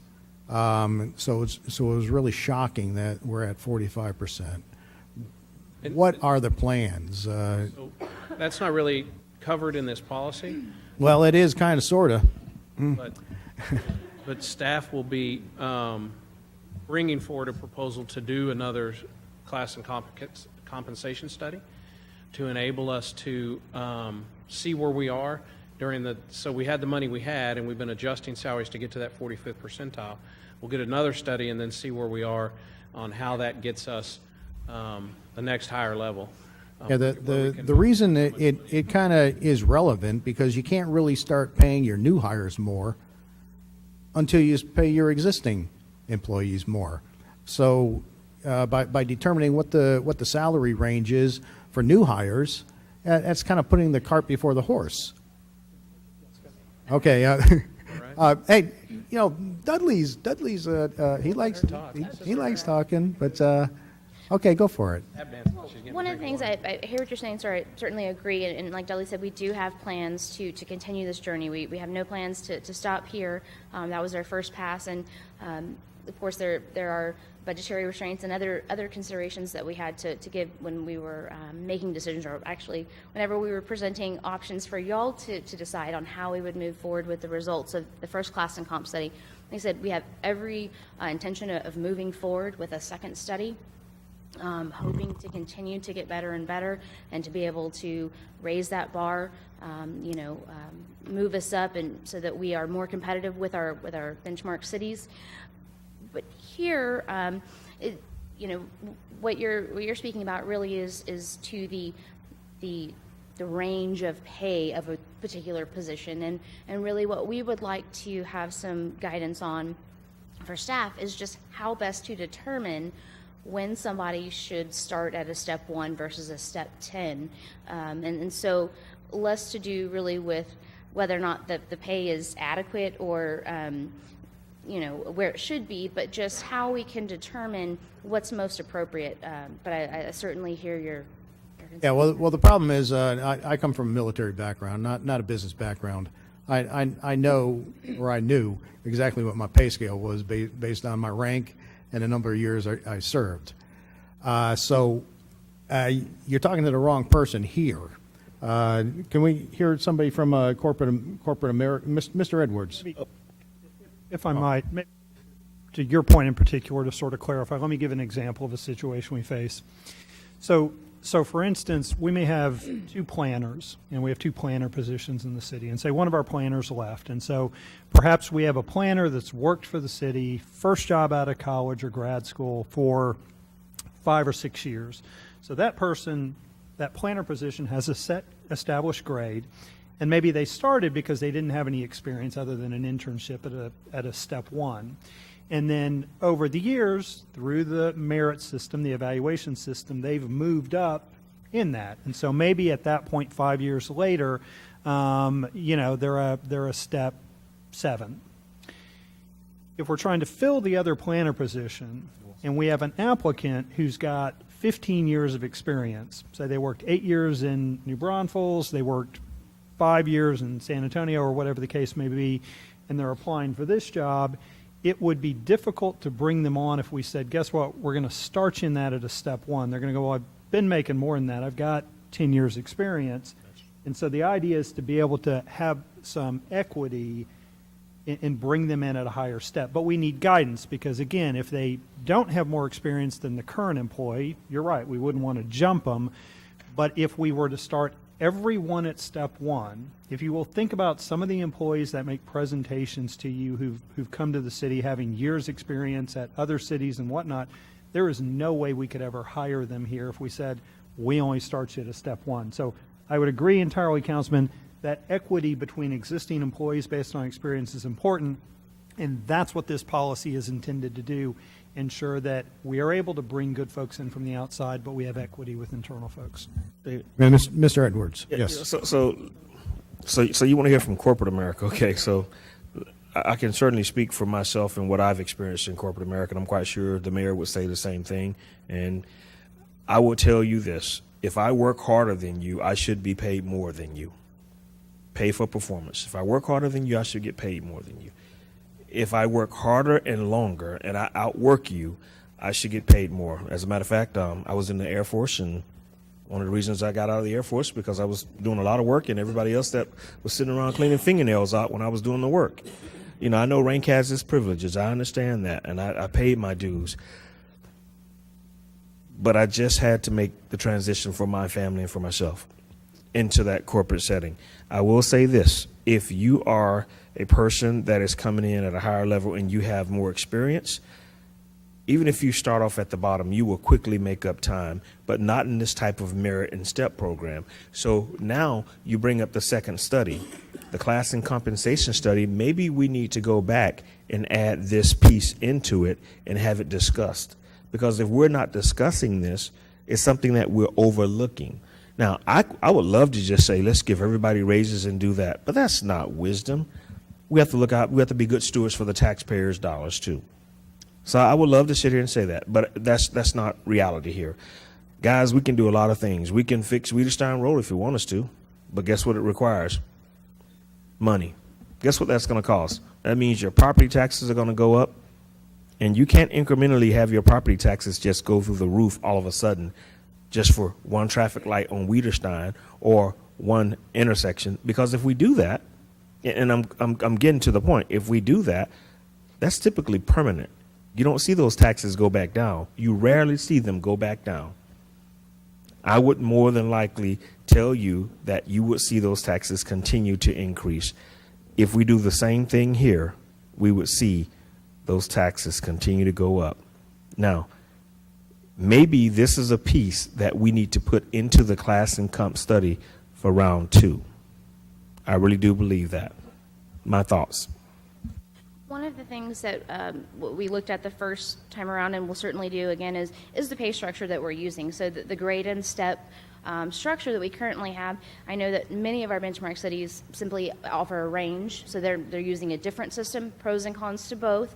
But so something that we can certainly maybe evaluate a little bit closer in the second study is, you know, if going to a system like that might help that what the issue that you're speaking to, and give us some flexibility in terms of where folks can slot in, rather than we're a little bit more limited, I feel like, in some areas with the grade and step, and so that's something we can certainly. Can I say one other thing, guys? I don't expect you guys to come to us. This is just me. We hire a person to put in the chair. I don't expect you to come to us for every little thing. I don't. I truly don't. We hired a CEO to run the city. The capital that we're expending, the intellectual capital, as well as some of the resources that we have in the room tonight, I think this should have probably been put with a class and comp study, maybe in the beginning. Oversight, we do it. We do it. But maybe going forward, we should have this put into the class and comp study, and it'll free you up to get the other policies out at a more efficient rate as well. That's just my opinion. Any other discussion on this item? Mr. Larson. I just have questions. Say somebody comes to you now, I don't know, just hypothetical, can't think of a position, but they have 10 years experience, inspector. They have 10 years experience. What are you doing now when you determine the offer for starting wage? Typically what will happen is a recommendation will be made by the department head to their executive director. That's usually in conjunction with HR. I mean, obviously we're aware of what's being requested.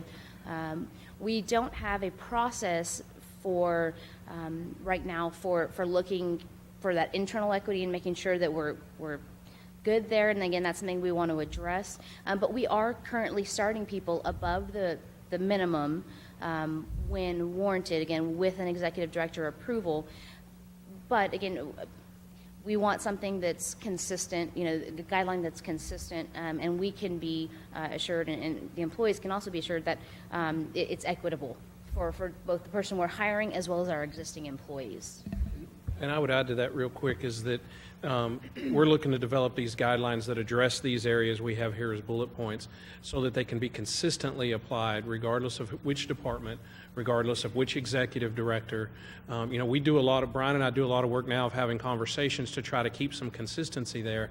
But the way that the department head in the fire department or the department head over community development gets to that recommendation to bring to us may be from completely different arenas. And so what we want to do is provide some framework that they can build that around. Not hard, fast rules, but a guideline framework that they can build their recommendation around so that when the fire chief says, I want to hire this person at this grade or this step, and the community or the development director says, I want to hire this person at this step, they've kind of followed the same thought process to get to their recommendation for that step. And so there's consistency across the city, not just across the department, if that makes sense. That's interesting. You want consistency in a case-by-case basis. Yep. Okay, that clarifies At least it. consistency on how we get to the decision. Understand. Won't always be consistent position to position or department to department. But if we're following the same template, at least the thought rationale that went into it is consistent. Okay. Probably a better way to put it. Sounds good. Any other thoughts on this item? Okay, the final one is dealing with resignations, I believe? How we fill position vacancies? Okay. The thing is, I was talking to Mr. James earlier, and he pretty much spelled out what the city policy is now. I don't know if his ideas are in writing, but would you care to share about this particular item? I think primarily you and I talked a little bit about the resignation position, and the issue is really that we spoke about is when an employee walks in and says, I want to resign, and they give us that notice, that we clearly lay out, and every employee knows when you walk in and hand that letter in, it's out of your control to undo that. You've made that decision, it's out of your control. Obviously, things come up that we want a bit of flexibility, but generally, when you turn in your notice, you've turned in your notice, and that's it. But again, we've had people turn in notice because they need to care for a loved one who's ill. Well, that loved one may pass away very quickly, and that employee then says, I want to come back. We want the ability to undo. In this case, the issue really is this question of when I've got a vacancy and how I come about that vacancy. So typically, we have an employee resign or we have a new position added with council's budget. What we want to do to be fair to our employees is have guidelines that lay out, this is how we're going to approach filling that position. What you want to avoid is an employee sitting there saying, I feel like I'm qualified for that position. I feel like I had a shot at it, and I didn't get to have the opportunity to compete with it. That makes sense. Now, the flip side is, and this is typically for higher level positions, we don't have a lot of folks that are qualified for it, and we often hire people with the assumption that we're hiring you to be able to move up into, say, a department head position. And if you haven't shown the ability to move up in that, we probably have an issue with you. But for example, and I'll just use names because these are department heads and they've been around for a long time, Melissa Yulhorn was promoted to library director. She had been here for years in the assistant director role when Gail left, and that's what happened. We hired Lauren Schrum and Cade Long specifically with the idea of when your department director resigns, we want you to move up. So they were asked questions about, do you want to move up to be a department head? And that's part of how we evaluate them, is that ability to do that. So to some degree, what we want to avoid is going through the motions by opening something up to internal employees when everybody's very clear, I've only got one qualified person, there's been a person there. So again, the goal of this policy really is a couple things. One is, so employees feel like they've got a fair shake to apply for positions, which they really are qualified for, but not go through the motions. And then the other part of it really is to emphasize, while we want to promote from within where we have good qualified candidates, at the same time, we want to hire the best people. And sometimes that means looking to the outside and seeing who may be there. I think the key for us really, and this is a bit of a separate deal, of promoting more folks is getting them ready and queued up to do that, walking them through the training programs we need to have, but then having really honest conversations saying, hey, if you want to move into this, you need to do some things on your own that often the city will pay for to queue yourself up. So again, we will pay for those sort of things. So that's really the goal of this policy. So it's fair for all and it's laid out how we're going to look at it and think about it. Yeah, I think I jumped ahead a little bit, but yeah, getting back to this position vacancies. I've sat on this council for a while, and there are specific times when I believe hiring from within is the right thing to do. I know when we were looking for a city marshal, who makes the best city marshal? Somebody's been in the city for a long time, knows where all the cubby holes are. I remember when I was first running for the city council, I drove around with a police officer, retired police officer, and he showed me parts of this city I didn't know existed. You want a city marshal? That's the type of person you hire, somebody with that core knowledge of your city. But when we were looking for a police chief, yes, indeed, there were some qualified individuals in the city.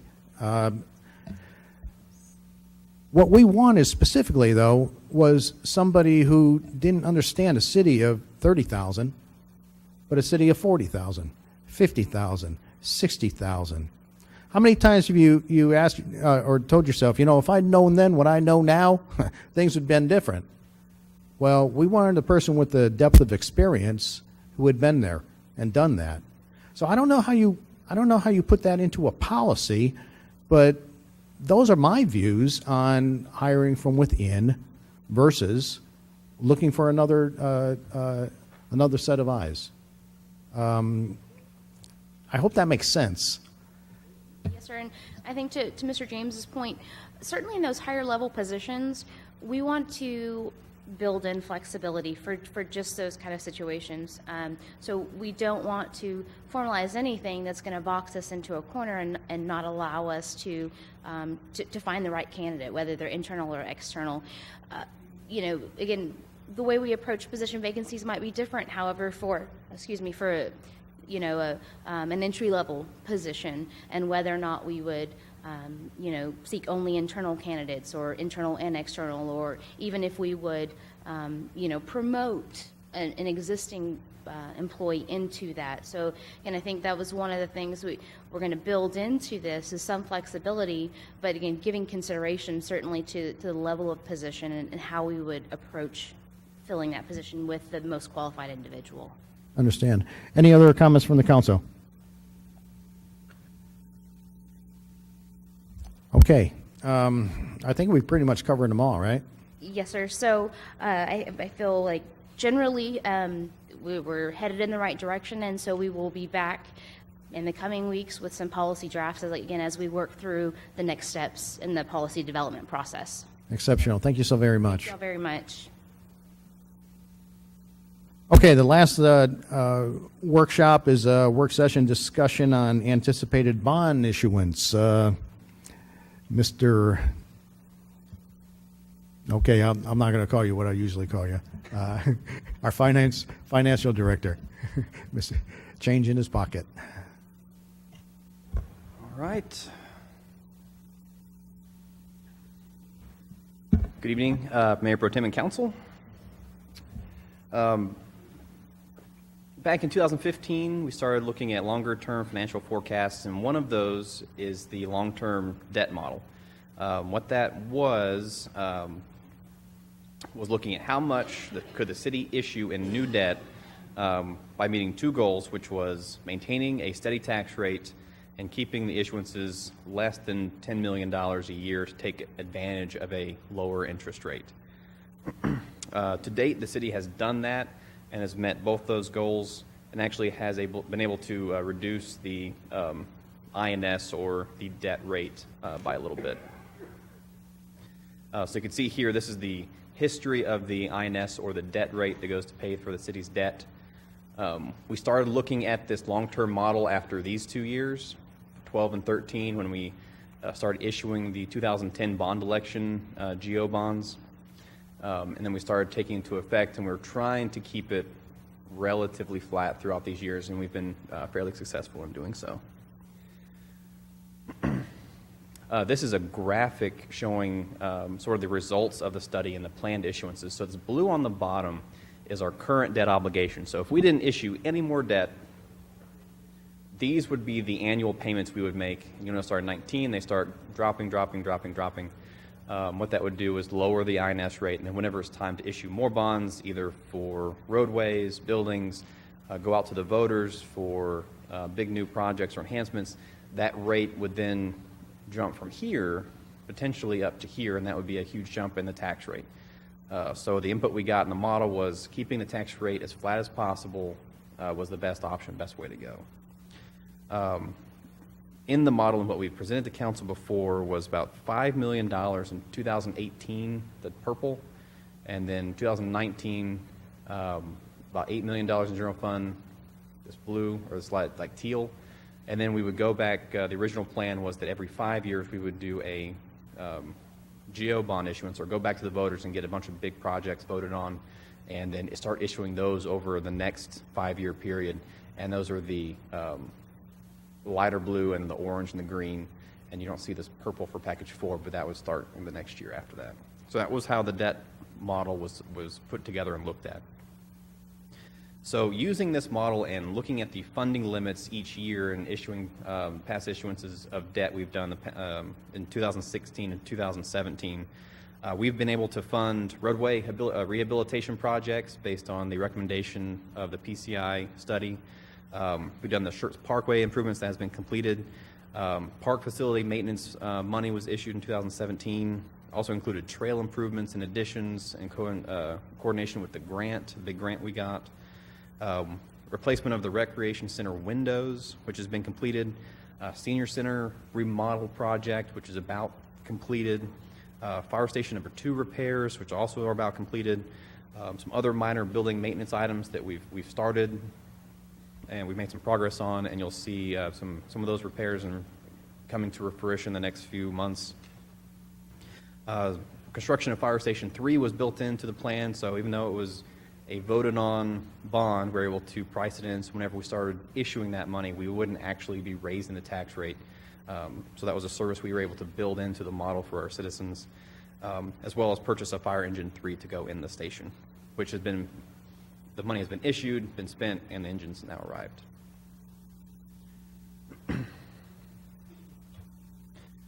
So for this, for 2018 issuance, this is the upcoming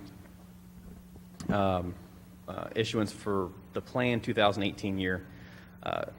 Those projects include additional roadway rehabilitation projects. So when the PCI study was done, it had 3 years of funding and then a 4th year to kind of regroup and redo the study. So we've issued the first 2 phases of money, and those projects are about to come to council start, and then we'll have the 3rd phase of funds planned to be issued this coming summer. Additional park maintenance and trail enhancements. So we plan to put in about $100,000 every year for the next couple of years through the bonding capacity we have to continue our park maintenance and trails. It will include the recreation center bathroom reconstruction. So right now, as you know, the bathrooms are closed, and we need to get those up and running as fast as we can. The design work's almost done. We have about another $475,000, our current estimate for that project, that we'll have to bond that one out. That one's not available to go into the general fund at this time. And that involves pretty much a complete reconstruction of the bathrooms, changing them from the more of a residential style bathroom to more commercial, industrial style facility. It includes security badge upgrades as well. This last year we had some issues upgrading our building number 2 badge security program, and we've had on the requested program list to complete the badge access security badge electronic locks over at the Public Works buildings and other buildings around the city that don't have that access. They still have maybe punch codes that are hard to change, and keep those updated with the current staffing levels.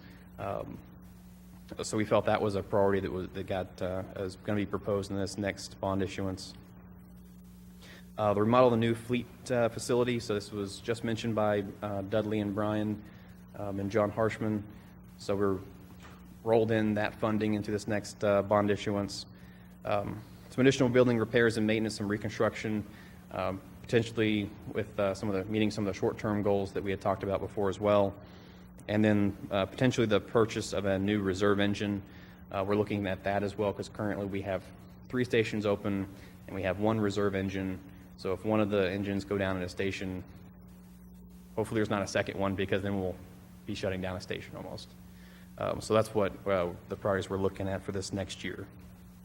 And that's in the general fund only.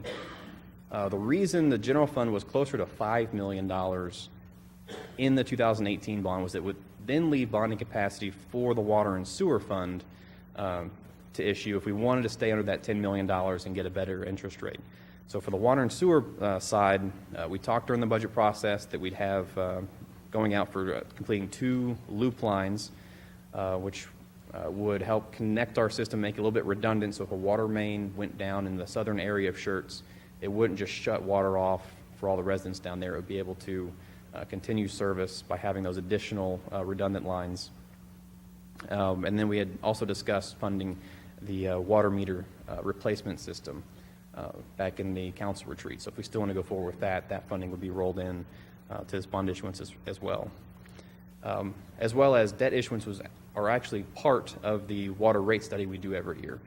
We actually haven't issued any debt in the water and sewer fund in about 5 years, any new debt. So this would be the first debt we issued for them since then. And so we have built that capacity into the water rates already. So we talk a lot about GOs versus COs, so I want to do a quick update on what those actually mean and the differences between the two.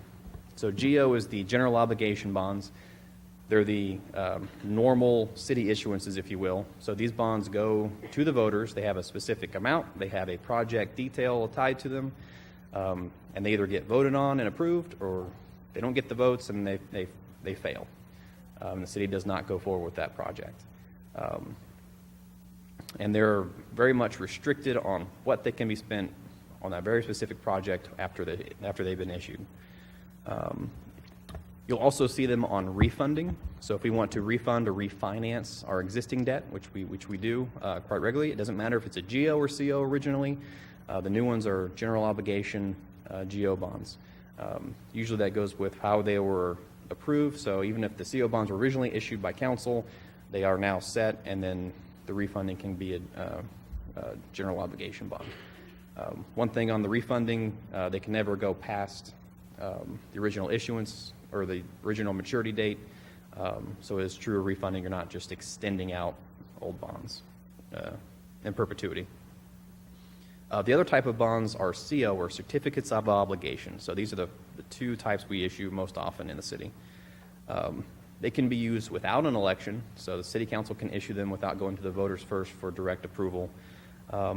And if you look directly at the statute, one of the things it says is COs can be issued to subsidize a GO bond, so a voter-approved project. We thought it'd be $4 million, came back and it was $5 million, but we already have a sort of voter-approved money sitting out there. So the state has said that you can go out and issue a CO bond to make up the remaining difference on an already approved GO project. Another section in there also says that it can be used for just pretty much any public purpose as well. So COs can be issued by council for about any public project. Some of the benefits to issuing CO bonds is they can be issued faster. And I say cheaper, it's not a whole lot cheaper. But instead of having to wait for an election and then share election costs, because every time we put an item on a ballot, we have additional costs associated with that.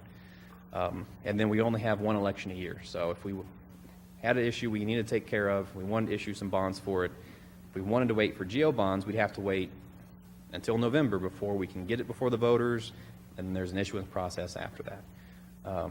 CO bonds can be issued at any point in time, along with as long as we have a 45-day notice period given to the voters. They can petition. If they turn the petition in during that time, then it automatically kicks it to the next vote, next election, to be voted on. A fun fact, if a GO bond was voted down, council cannot just then go out and issue CO bonds and do the project anyway. They do have some restrictions in there, say we can't go back and do that for like 2 years in between. Point of note, the next issuances, or this all issuance in 2018 is all CO bonds, so it would be no GO. Currently, the only GO bonds we have approved and have not issued are for the $5 million for the FM 1518 improvements, and we're waiting for TxDOT to tell us they're ready to go before we issue that money. And they were originally scheduled in the part of the 2019, so that was the earliest we thought they'd be in there. So they were planned into the model to be part of the 2019 issuance. So for the issuance timeline, so I mentioned before, COs do require a 45-day notice period. We will be bringing to council that notice on the 22nd of May for resolution authorization. That would just give us the opportunity to go out and start the process. If council decided at the end that they did not want to go forward with the bonds, we would have the sale and bid process in mid-July. At that time, council could cancel the whole thing if they wanted to. We have not actually sold the bonds yet. If the sale was approved in mid-July, the funds we received in early August. So we still have that time period we're waiting on for the CO bonds. Some future bond projects. So recently, and the proposed project items are regular building maintenance and regular street maintenance type items. Items that could be considered normal general fund type items. The city has been taking advantage of low interest rates recently, rolling some of these projects into the debt issuances, and has helped bring up the fund balance in the general fund. But talking with the executive team and city staff, we're looking at potentially moving some of those projects back to the general fund and what that would mean for the general fund and how that affects our operations. So we will be approaching council to talk more on that particular area during the budget meetings in the coming months as well. So. And this is stating exactly what I said. We're also looking and generating more long-term maintenance plans, including roadways and streets, that would really tie into how we would be presenting those items to you during the budget process. And if we wanted to move those items more from the bond side over to the general fund side, we would have a longer-term plan so you could see the effects of those type of decisions in the projects. Okay. Any questions over GOs or COs or any of the items on the upcoming proposed bond list? Mr. Crawford.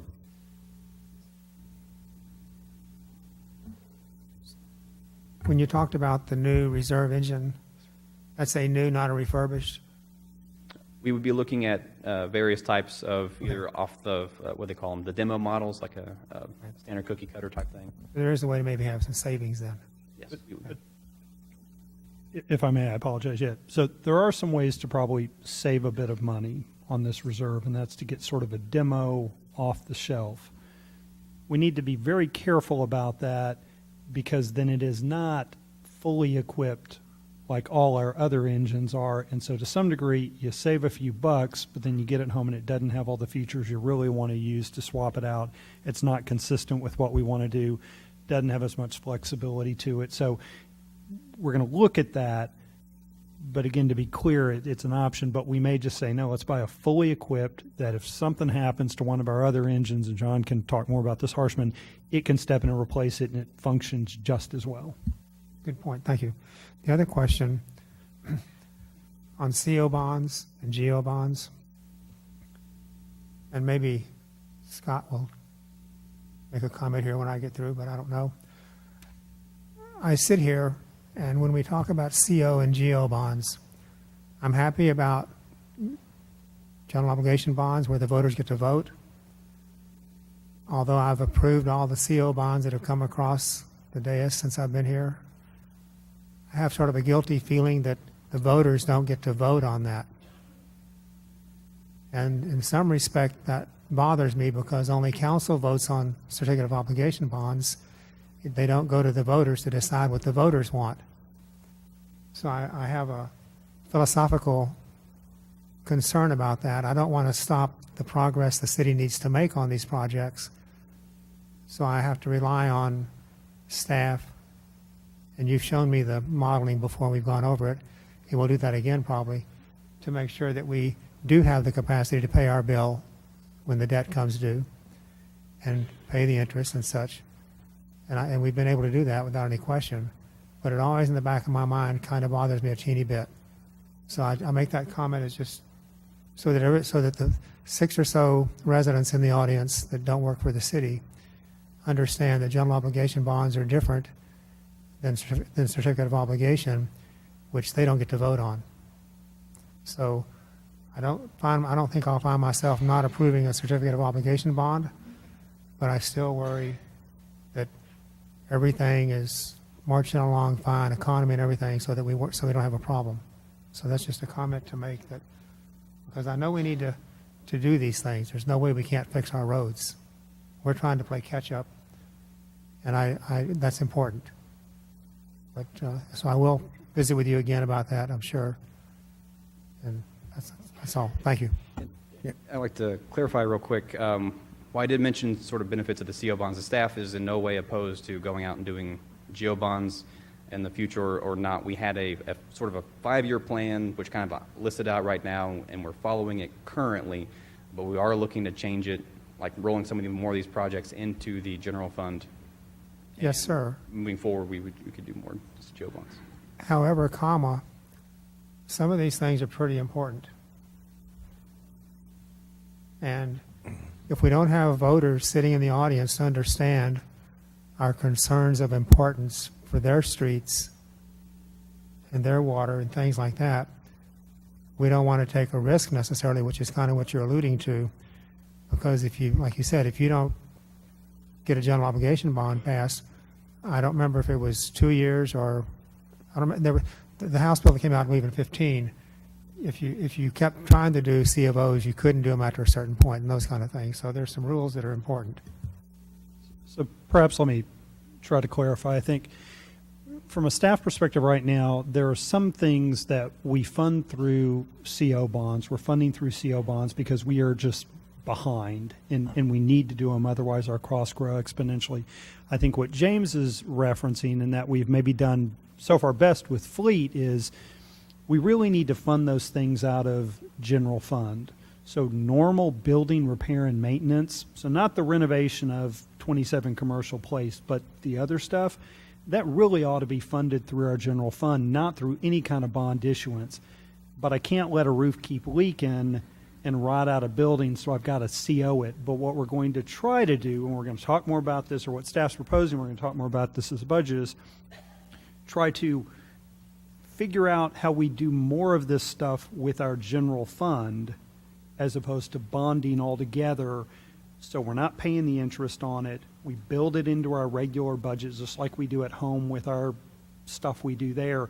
But again, we've got to ease ourselves into it, because the pain and the negative impact of doing that all at once and not having money to fix a leak roof is too much. So that's the direction we're going, which I think will ease us off some of the CO down the road, but it's going to take a while.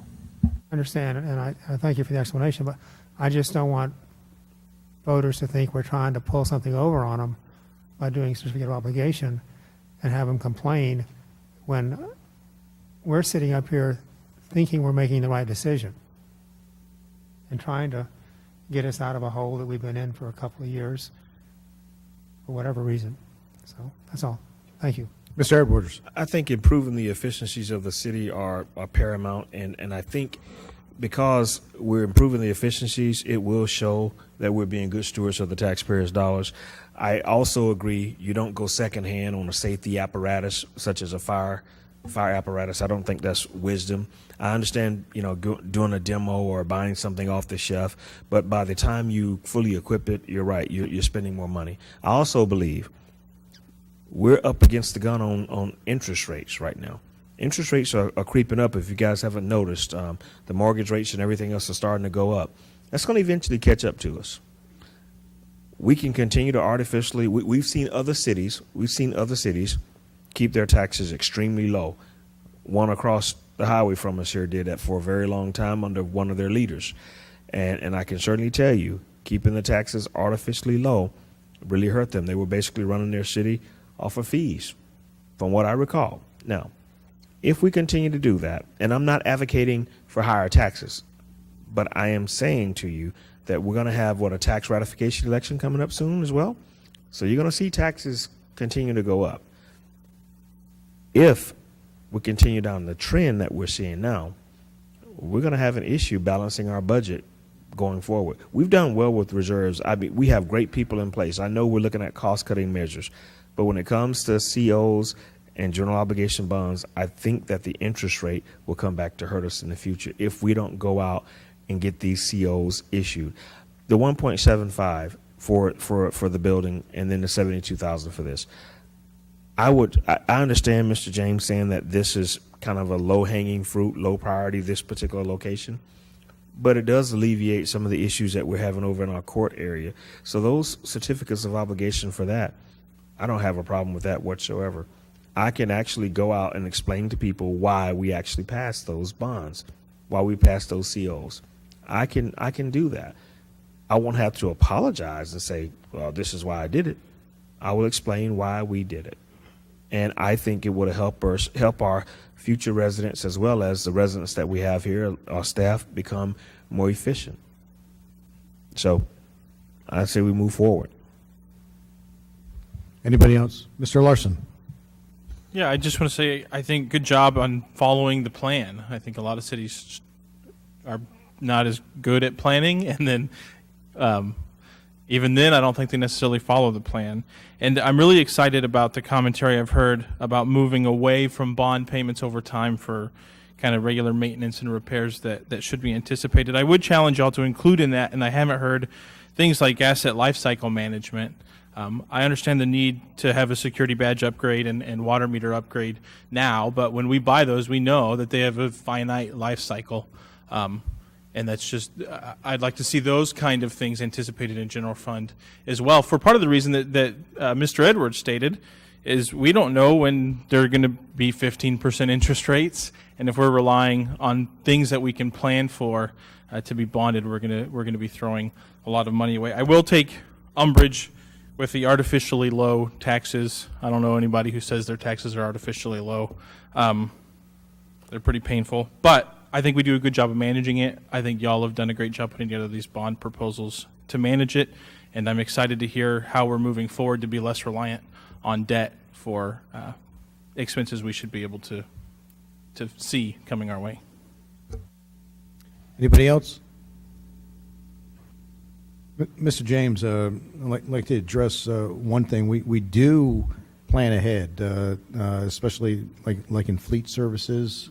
We are when we know vehicles are going to break down, they will need to be repaired, and I believe we have set aside funds to deal with those, and I think we've taken actions like that on a number of issues.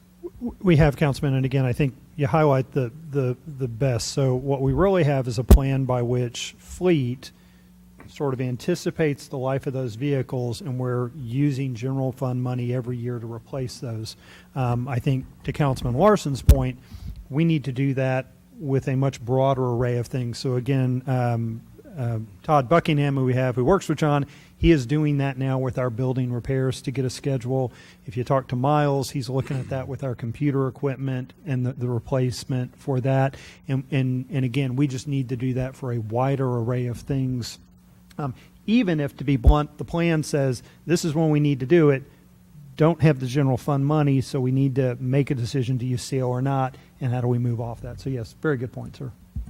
Yeah, it's a good discussion. I agree with the commentary that's been presented. Like Mr. Crawford, I think it's important to go to the residents. If you're going to spend their money, let them know what you're spending it on. I can understand that. Also agree with Mr. Edwards, though.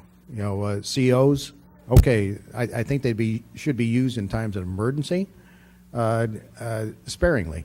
But if they are needed, hey, let's go out and explain why.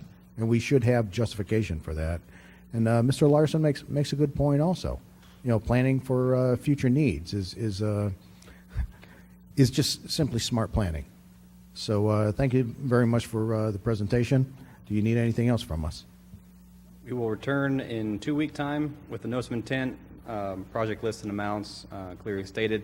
That notice will be advertised as well as posted on the website to give the citizens the time to comment and/or come back with a petition. Excellent. Thank you so very much.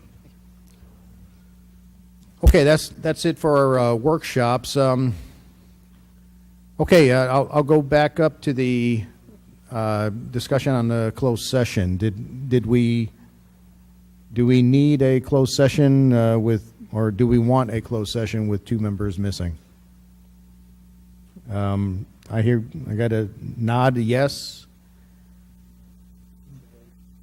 Got a no and a no. Okay, I'm going to need some legal advice. Mr. Lawyer, do we make a motion to see if we want to convene at the closed session? Or what's the deal? I get a equal number of nods, yes and no. Right, well, it's posted, and you're welcome to poll your fellow members and see if the majority wants to meet, but it's ultimately up to you, sitting as mayor, if you want to take the council. Let's do majority rule. I'll bring it down the line. Mr. Crawford, yes or no? Yes. Dr. Kaiser? Yes. Mr. Edwards? I do think we need to discuss some items. Okay, then let's do it. That's a majority. I'm going to call this portion of the meeting, adjournment, I guess you call it. I don't do Robert's Rules of Order. Recess, there you go. I don't do Robert's Rules of Order all that well. So let's convene in closed session at quarter. I'll give you about 5 minutes to get prepared, and it's 10 after 8 right now. Mr. Mayor Pro Tem? Yes. Point of order. Closed session, you have to call it under 5.5. You have to read the caption. Yes, please. I got to read the caption. Okay, thank you very much. Closed session authorization. This agenda is Item 7. Yeah, the City Council for the City of Schertz reserves the right to adjourn into closed session at any time during the course of this meeting, discuss any of the matters listed above as authorized by the Texas Open Meetings Act. And for this particular closed session, City Council will meet in closed session under Section 551074 of the Texas Government Code, Personnel Matters, to deliberate the appointment, employment, evaluation, reassignment, duties, discipline, or dismissal of the city manager. Okay, so now it's 12 minutes after 8. We'll be short, hopefully.